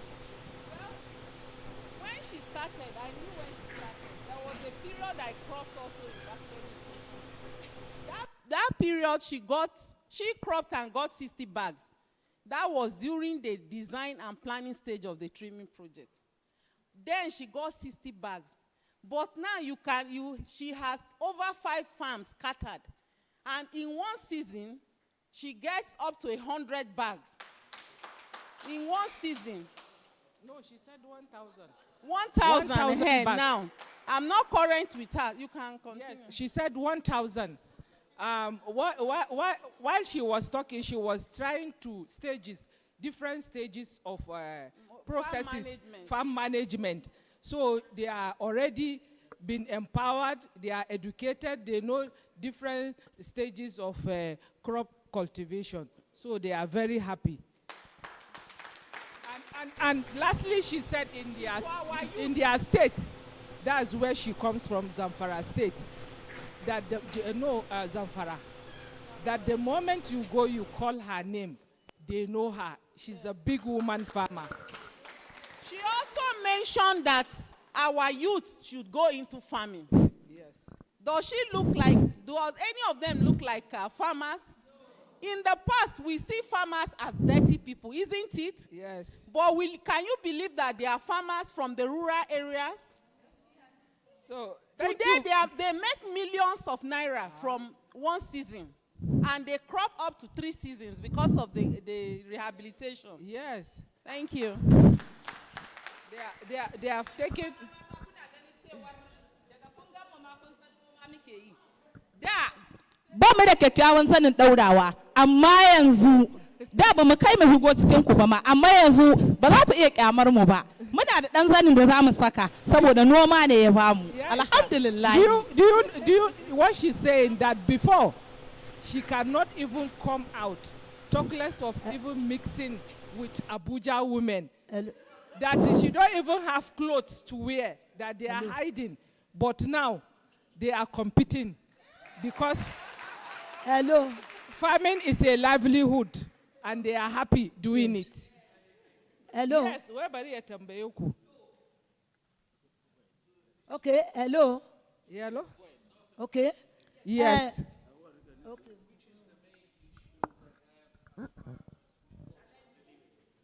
Wai arewacin Najeriya inda kuke ayyukanku dukanku, menene matsalanku da yanzu da kuke bukata da zai hana ku yi aiki, ko kuma kin san kullum in kai ka samu kwabo daya kana son miliyan, daga miliyan kana son biliyan, to ya meye matsalanku yanzu ku ga mishi.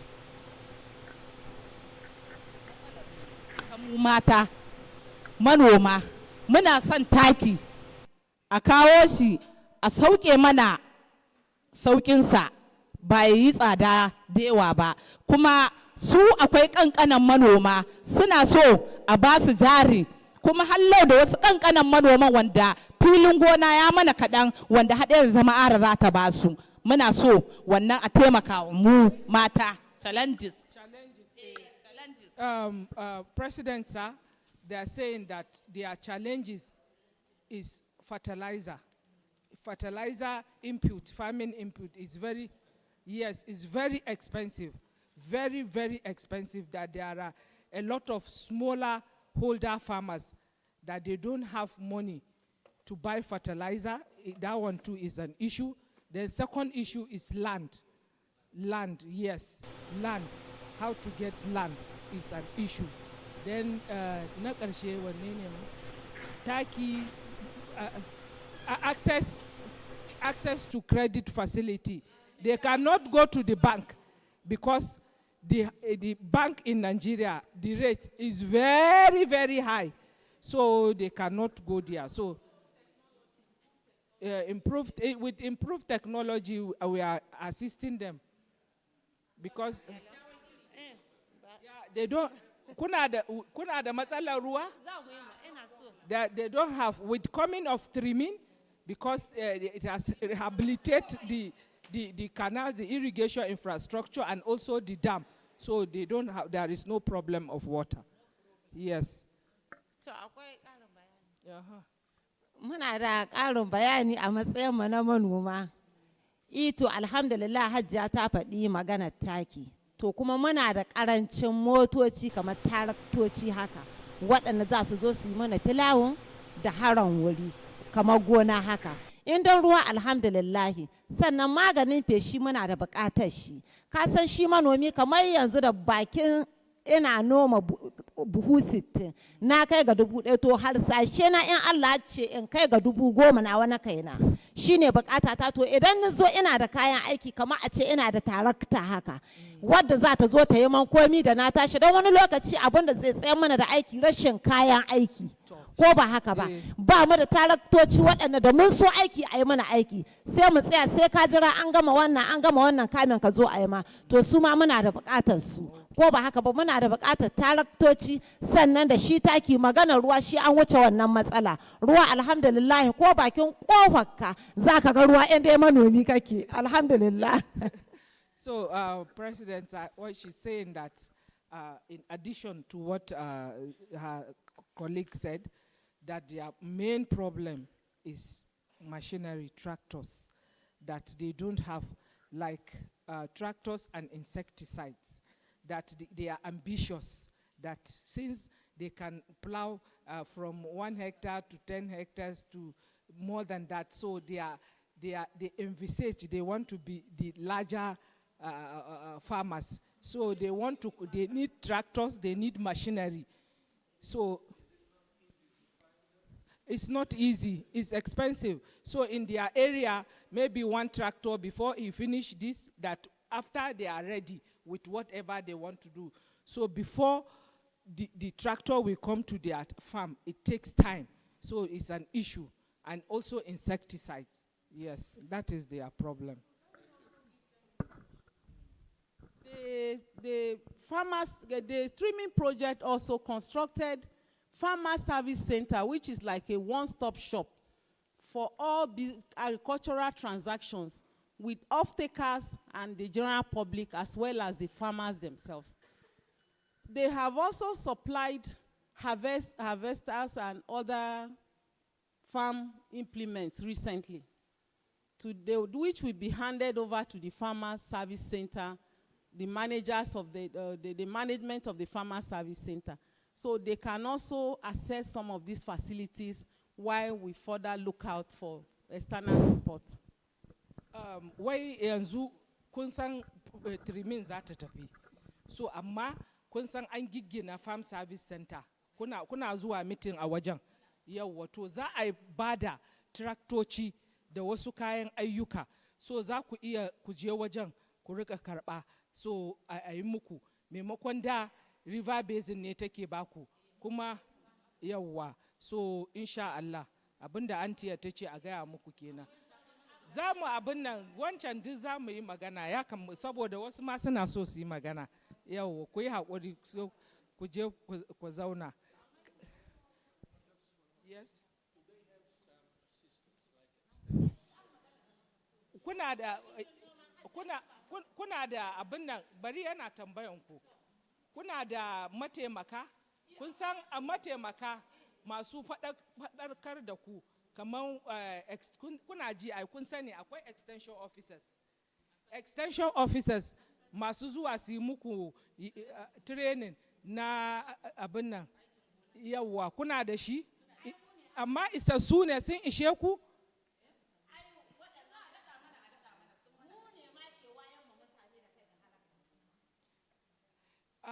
You know, the extension workers, basically they are in Ministry of Agriculture. So they have, but it's not enough. They are not sufficient. Yes. So, but now they form part of the WUA. So maybe when you are discussing about it, I'm going to ask you. Yes, yes. So mungo de yawa kuzo kuzauna. So this they need to show where you want to go and leave me. The Nayara Center. They are showing the video there. They are not going to come again. Who? So I have to go there and show. Who is not going to come? The participants are not going to come. On. So they want to see the training. So today we will not go for that. We will go. Okay. Okay. Okay. Okay, this question goes to Peggy. What role can irrigation associations and water user groups play in supporting women entrepreneurs in irrigated agriculture?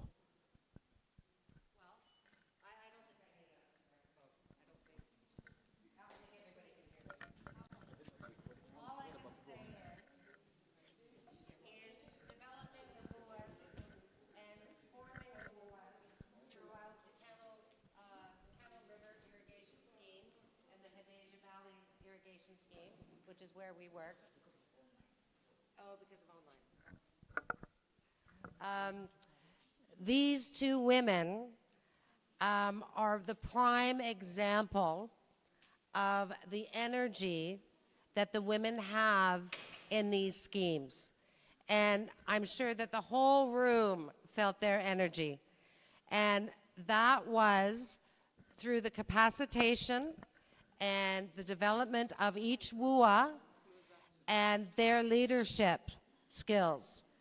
And these women have gone into the community. I would go into the community and I would say to the leaders, Salamatu, I would say, I would like to see the women.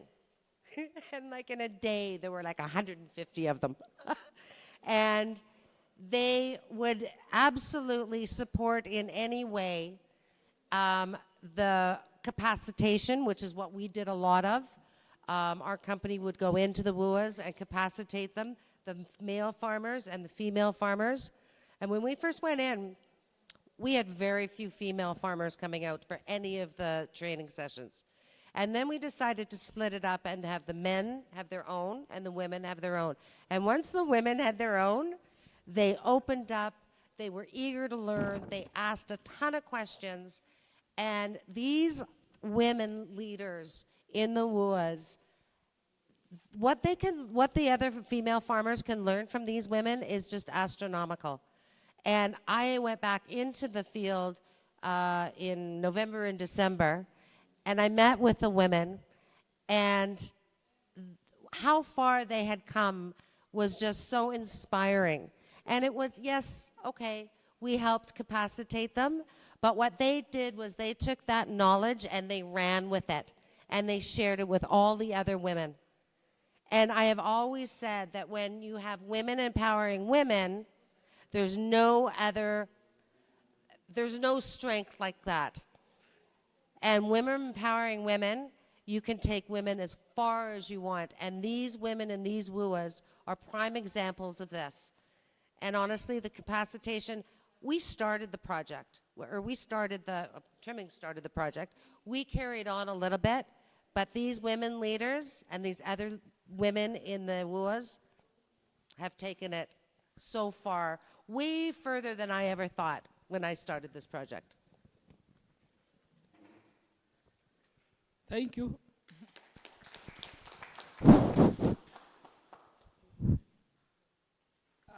Engineer Fati, she is our NINSID treasurer, so she knows much of bookkeeping. Yes. So I want to ask you, you know our women farmers, you have seen the example of them. They have little or no education, especially in bookkeeping, record keeping. And we know record keeping is very important because you check and balance and see, are you getting profit or not? So can you please give us an insight of what you have been doing with these women?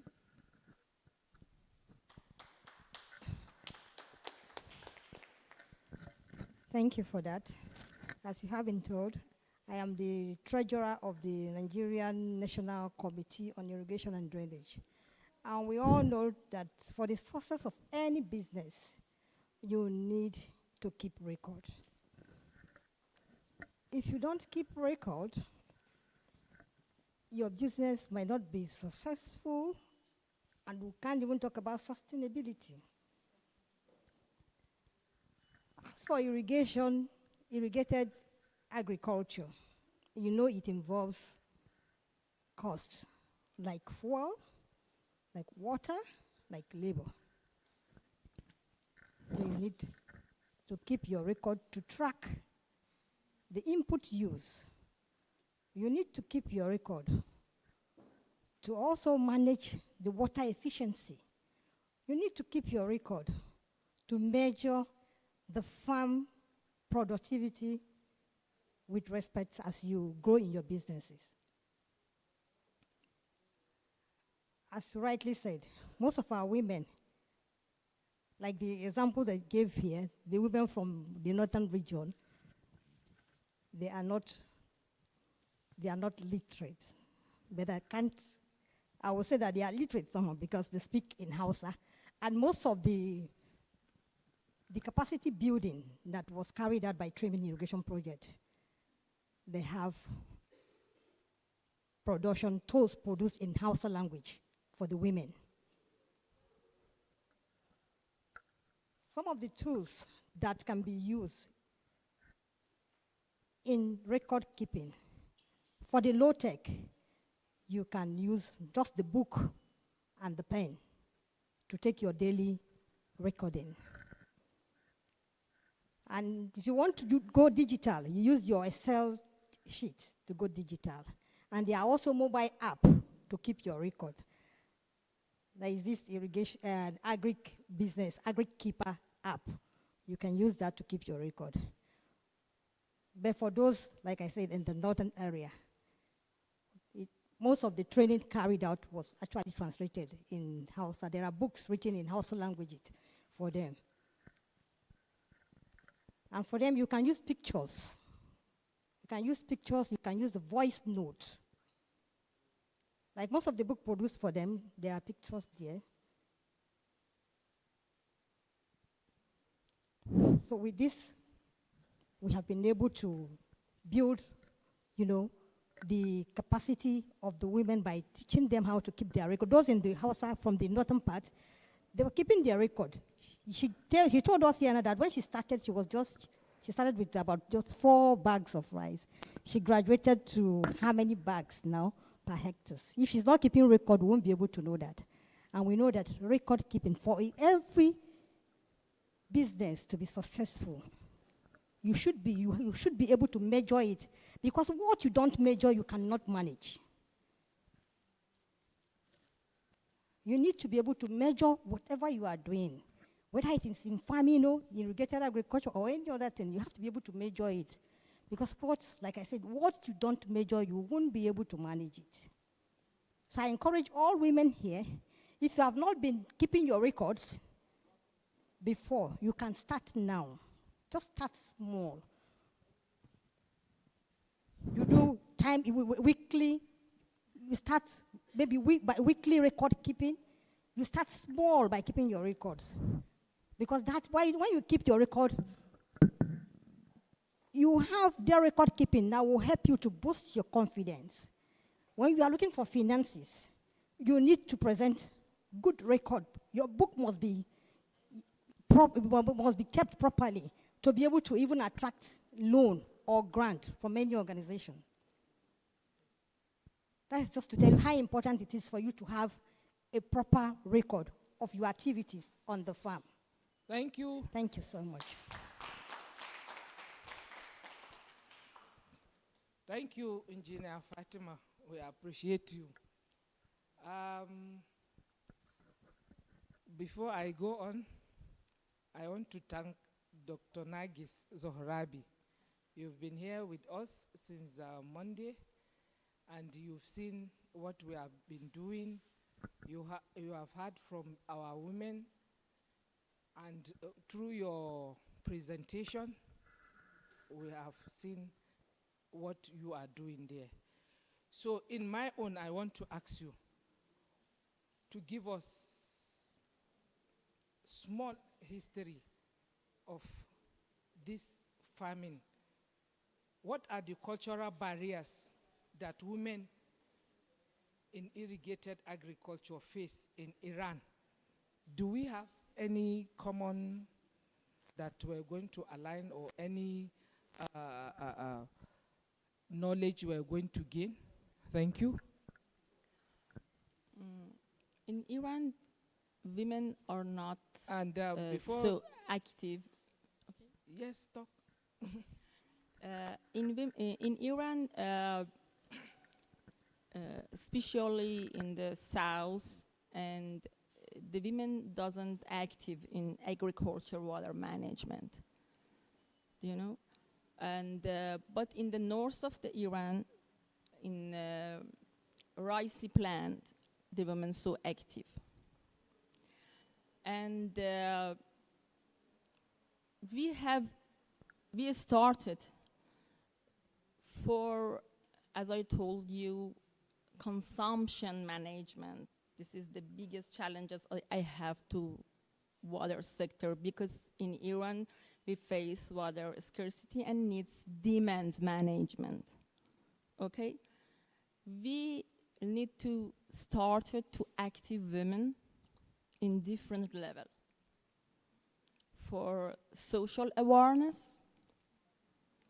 the women who have educated in social knowledge and social activity needs to help water sector to aware the society about the value of the water okay, and sensitive the society about this matter. And the expert like me who work in the university started to awareness high-level decision-making level and managerial level about the new approach in governance and management, about the new innovation, about the new aspect that we need to have for demand management.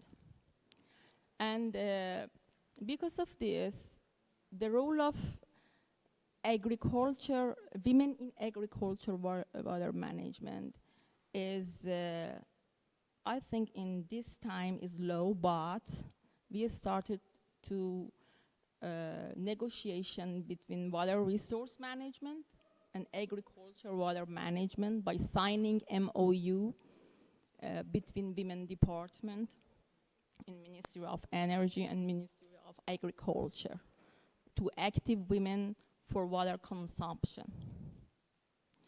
And one of the biggest point that I see here, you are full of energy. Clap for ourselves. Yeah, this is very important. This is so very, very important. I told you I visit many countries and have a many sessions with women. But the energy that you have, that you give from your country, from your land, so power. Thank you. So power and so important, because the things that we need in the systems needs human energy. And I believe in any structure, in any country, women to be as an inherent energy could active many action in the systems. Thank you. Yeah. Yes. Thank you so much. We appreciate you. You know, women, we are challenged. Mm-hmm. Before, we don't come out like this. Mm-hmm. But through education and advocacy, we're able to be what we are. And because we have been working in the male-dominated field, both we, the engineers, the technicians, and the local farmers, we just want to put our best. We are challenged to be what we are. So we have that full energy because we multitask. Yes. Yes. Thank you very much. You're welcome. Yes. May I call my director to say one or two things, please? Good afternoon, all. So hope you enjoyed this session. What is mandatory that we are going to, for you to work in here? By this time next year, whether you are from Iran, or you are from Italy, or you are from Kano, or you are from anywhere, you must show us your farm in your compound. We are going to come to inspect it. So, honestly speaking, we are all farmers. It's the scaling that may be different. Please don't wait until you get a very large land, area of land before you can cultivate. You need to start something this month, before this month ends. Look for a place in your compound. We have greenhouse in different sizes. We have an opportunity to grow in sacks. When yam became how much last year? 1 tuber of yam, depending on the size, went as much as some 2,000, depending on the size. I'm happy. So it means I was thinking I should not exaggerate. So if you plant yams, you can do up to 35 bags of yam in your house. And you can do a greenhouse of a particular size within your compound. You don't need to go far. All you need is to wet it. Children, they would like to do it. Give them assignments. You wet Monday, Tuesday, Wednesday. You give them, they wet it for you. But not to take your time, because we still need to go back there. NICID is collaborating with a lady practical farmer. And if you want consultancy through NICID, you approach us. We are not going to charge you much, a little token. She will be able to guide you to put your, already my yams are set. She's here. And when she showed the ones she grew by herself in a farm with sacks, I saw one yam, triplets. One, they did like this. They penetrated the sack and went down. So why are you, can't you reduce the crops or the food items you buy in the market? So that the ones you can cultivate, you use that money to do something else. And believe you me, if you do ugu in your compound, you will not be dependent on your salary. People will be coming, go to Mama, she has ugu, if she has fresh, they will be, and then she has opportunity to also grow for demand request. That is some international experts or don't let me say experts group. They tell her we want so all these things that are not very common. They have it and she grows for them and they offtake. She has something that if you grow, they can offtake. So let the coordinator continue. So Gladys, I'll call you later. But before then, because some people want to go and meet the other session, quickly, I think we're done with this, with the panelists. So, yes.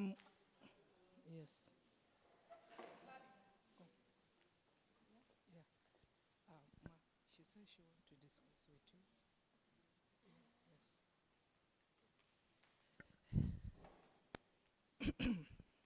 Open it so that we can have bring for director. Yeah.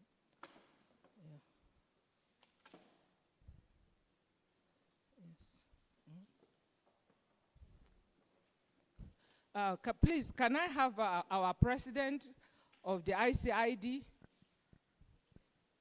Dr. Marcos, to help us give our panelists this award? Thank you. Yes.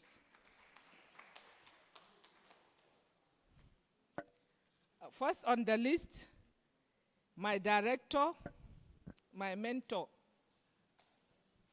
the trailblazer, now Department of Irrigation and Drainage is on board.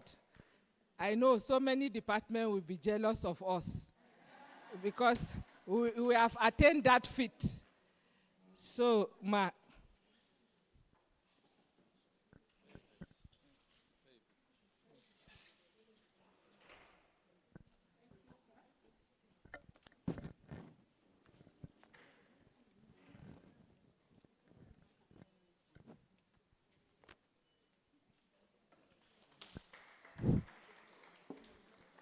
can we have Queen Professor Emeritus Hajarat A.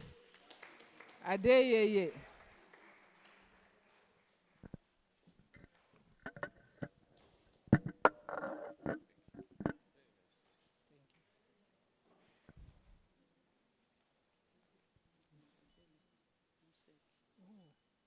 She has gone.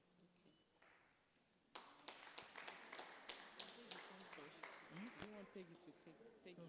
Yes. Peggy. Madam Peggy, my friend.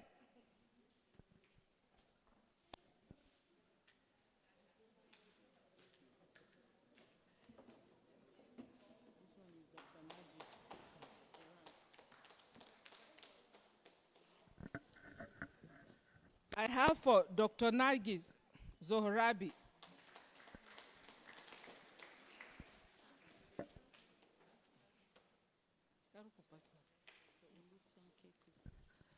Dr. Olufunke Kofi, her staff is here. Has she gone? From IMI. Okay. From IMI. Yeah.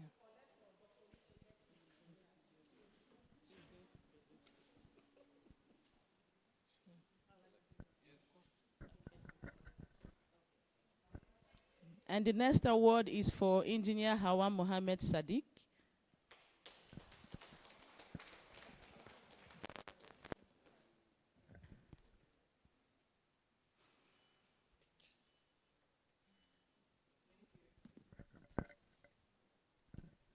Engineer Hawa Mohammed Sadiq, please.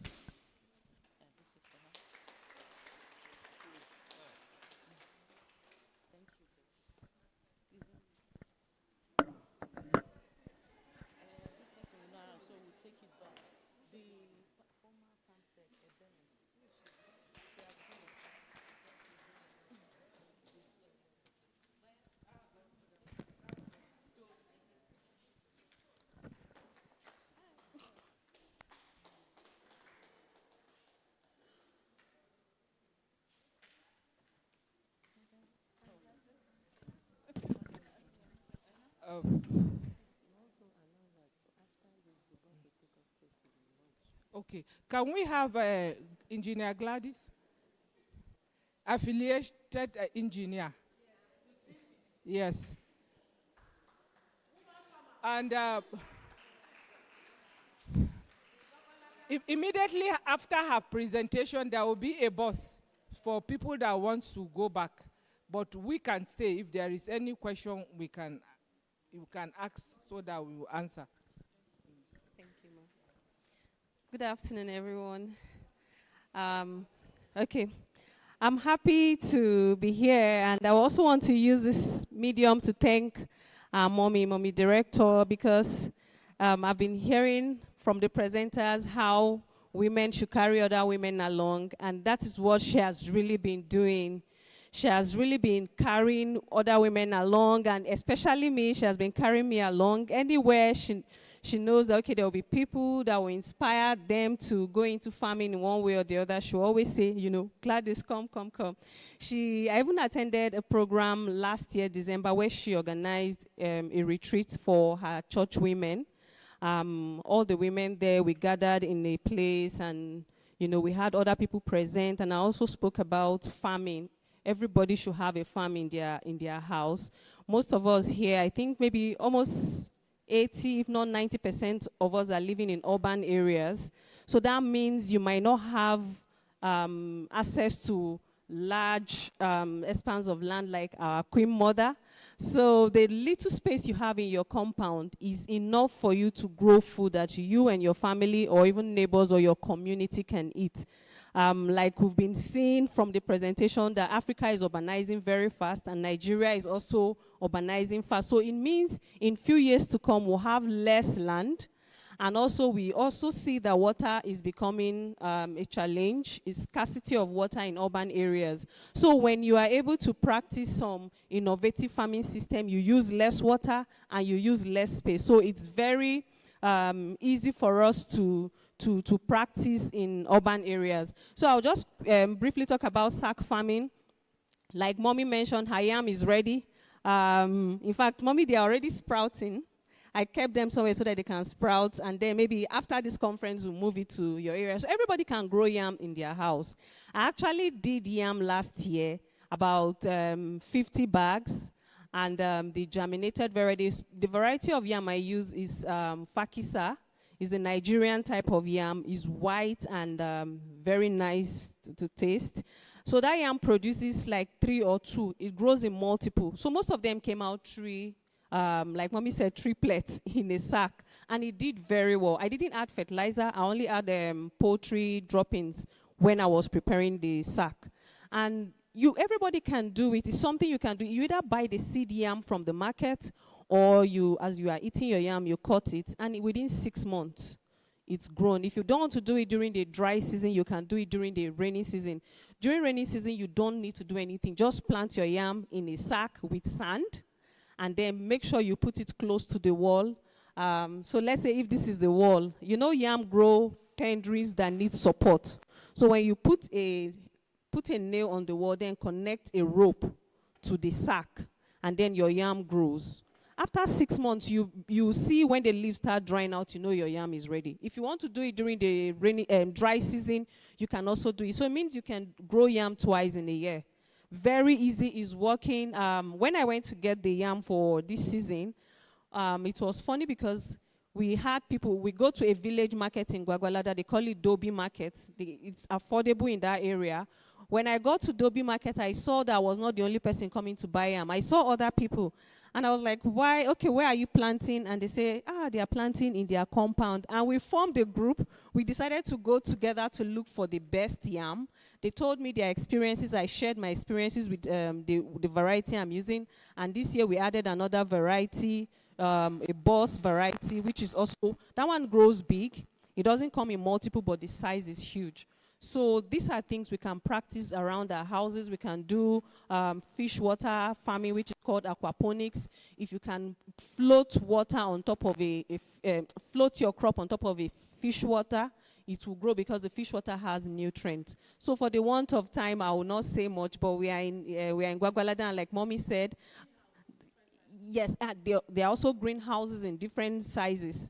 The greenhouse helps you not to use insecticide. When you grow in a greenhouse, the top of the greenhouse is covered with polyethylene sheet that does not allow rain to come inside.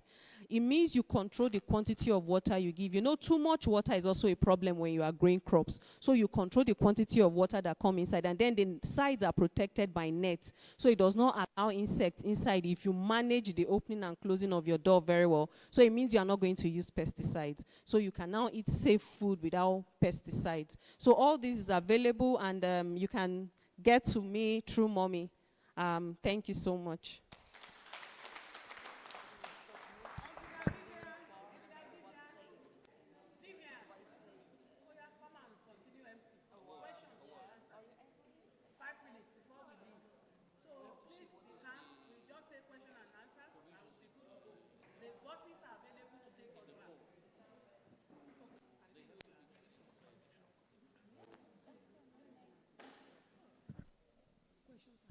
Okay. All right, thank you, everybody.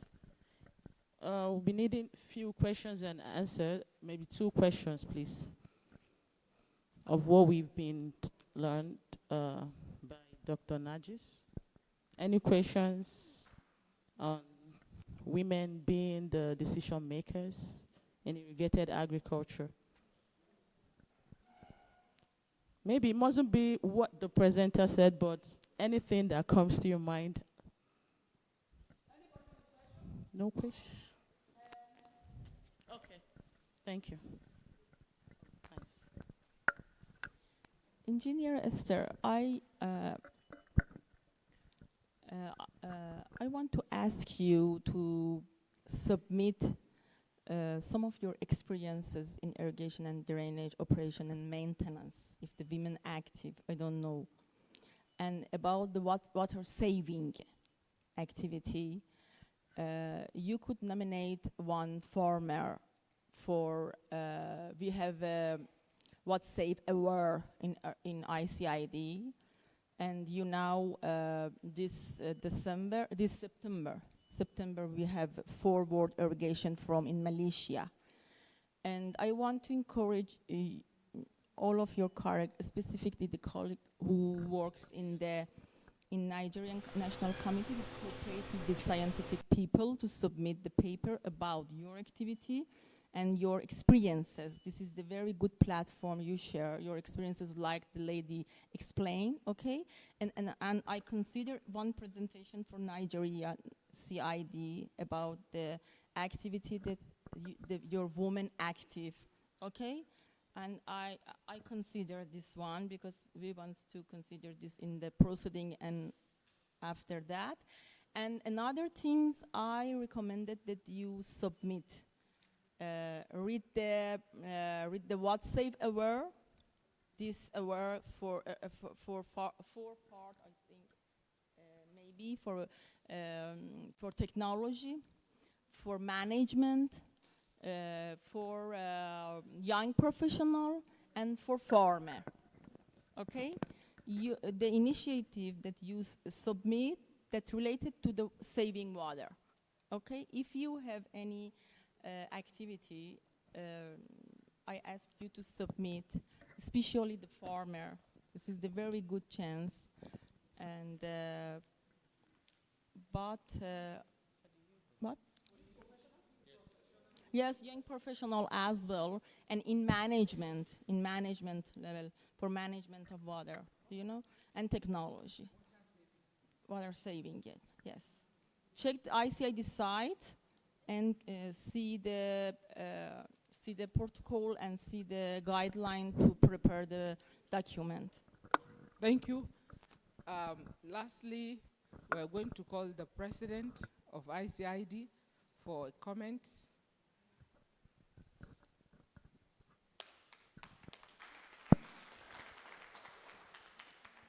Thank you. It has been a very informative, very interesting session. I learned a lot again from you. I was already well aware of what is the power of women. I know that.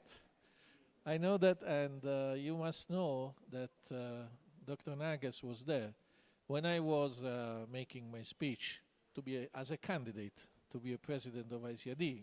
Most of you were there as well. I said that my belief, my activity would have been especially relying on two main pillars. One is the involvement of the youth, and the second one is the involvement or the empowerment of women, which can go together. They can very easily go together. So this morning, I have been here. I have heard from these beautiful farmers, lady farmers, how strong can be the willingness, the power, and the ability, the capabilities of women to be effective in agriculture. I always say this, I'm always used to say this, the step ahead, before I say what I want to say, is that we really need to have, and I will be fighting for this, I will be striving for this, a higher involvement even in the political level, because, which maybe in some countries is not really so, but not even in the Western world. You don't consider this very easy, not even in the Western world. But anyway, what I mean is that if we think for a moment, if we all over the world, if we had all the leaders, they were women, just assume, how many wars would we have? I think zero, I think none. So this is something that I always keep in mind, and I want to share it with you. I really am grateful for you.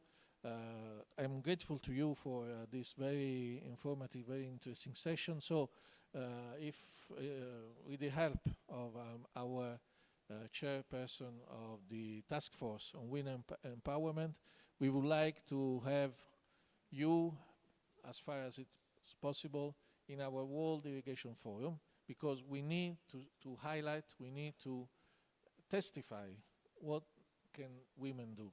So I really encourage you to come there, and I hope that you will all be coming to Malaysia for our World Irrigation Forum. Thank you.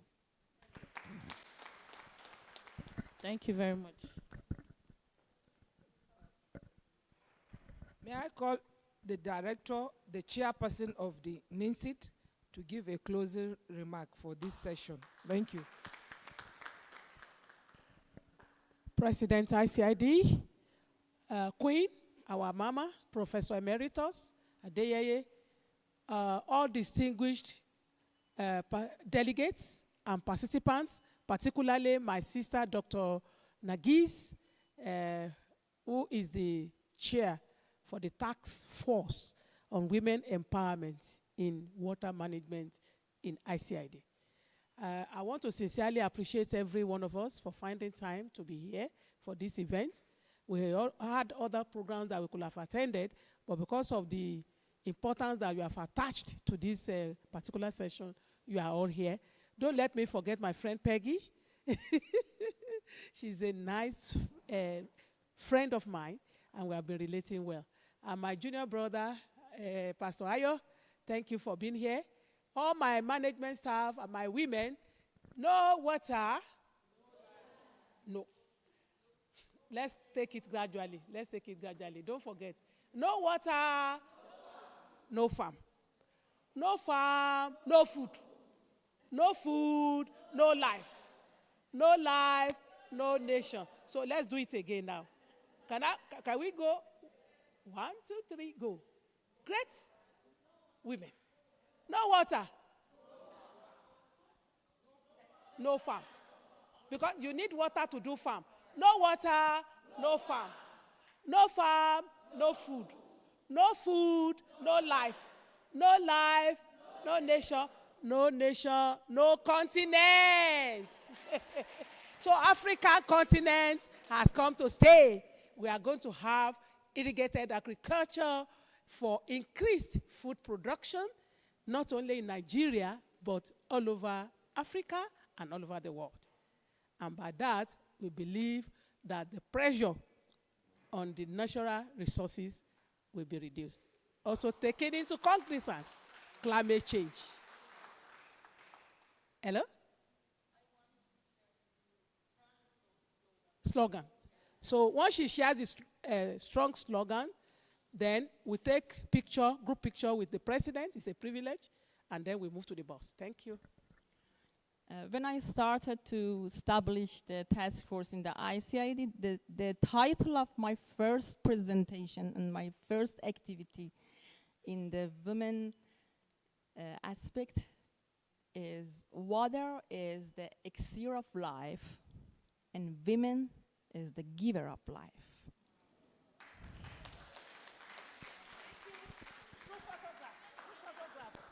If you want to hear it, see me. Oh yeah, let's have group photograph. President, you have the floor. We start with the panelists and the management of the Department of Irrigation and Drainage with Director Human Resources. Please come over. After that, and Queen Adeyeye. Okay, thank you. Aja, come over. Engineer Fatih Baba Ahmed.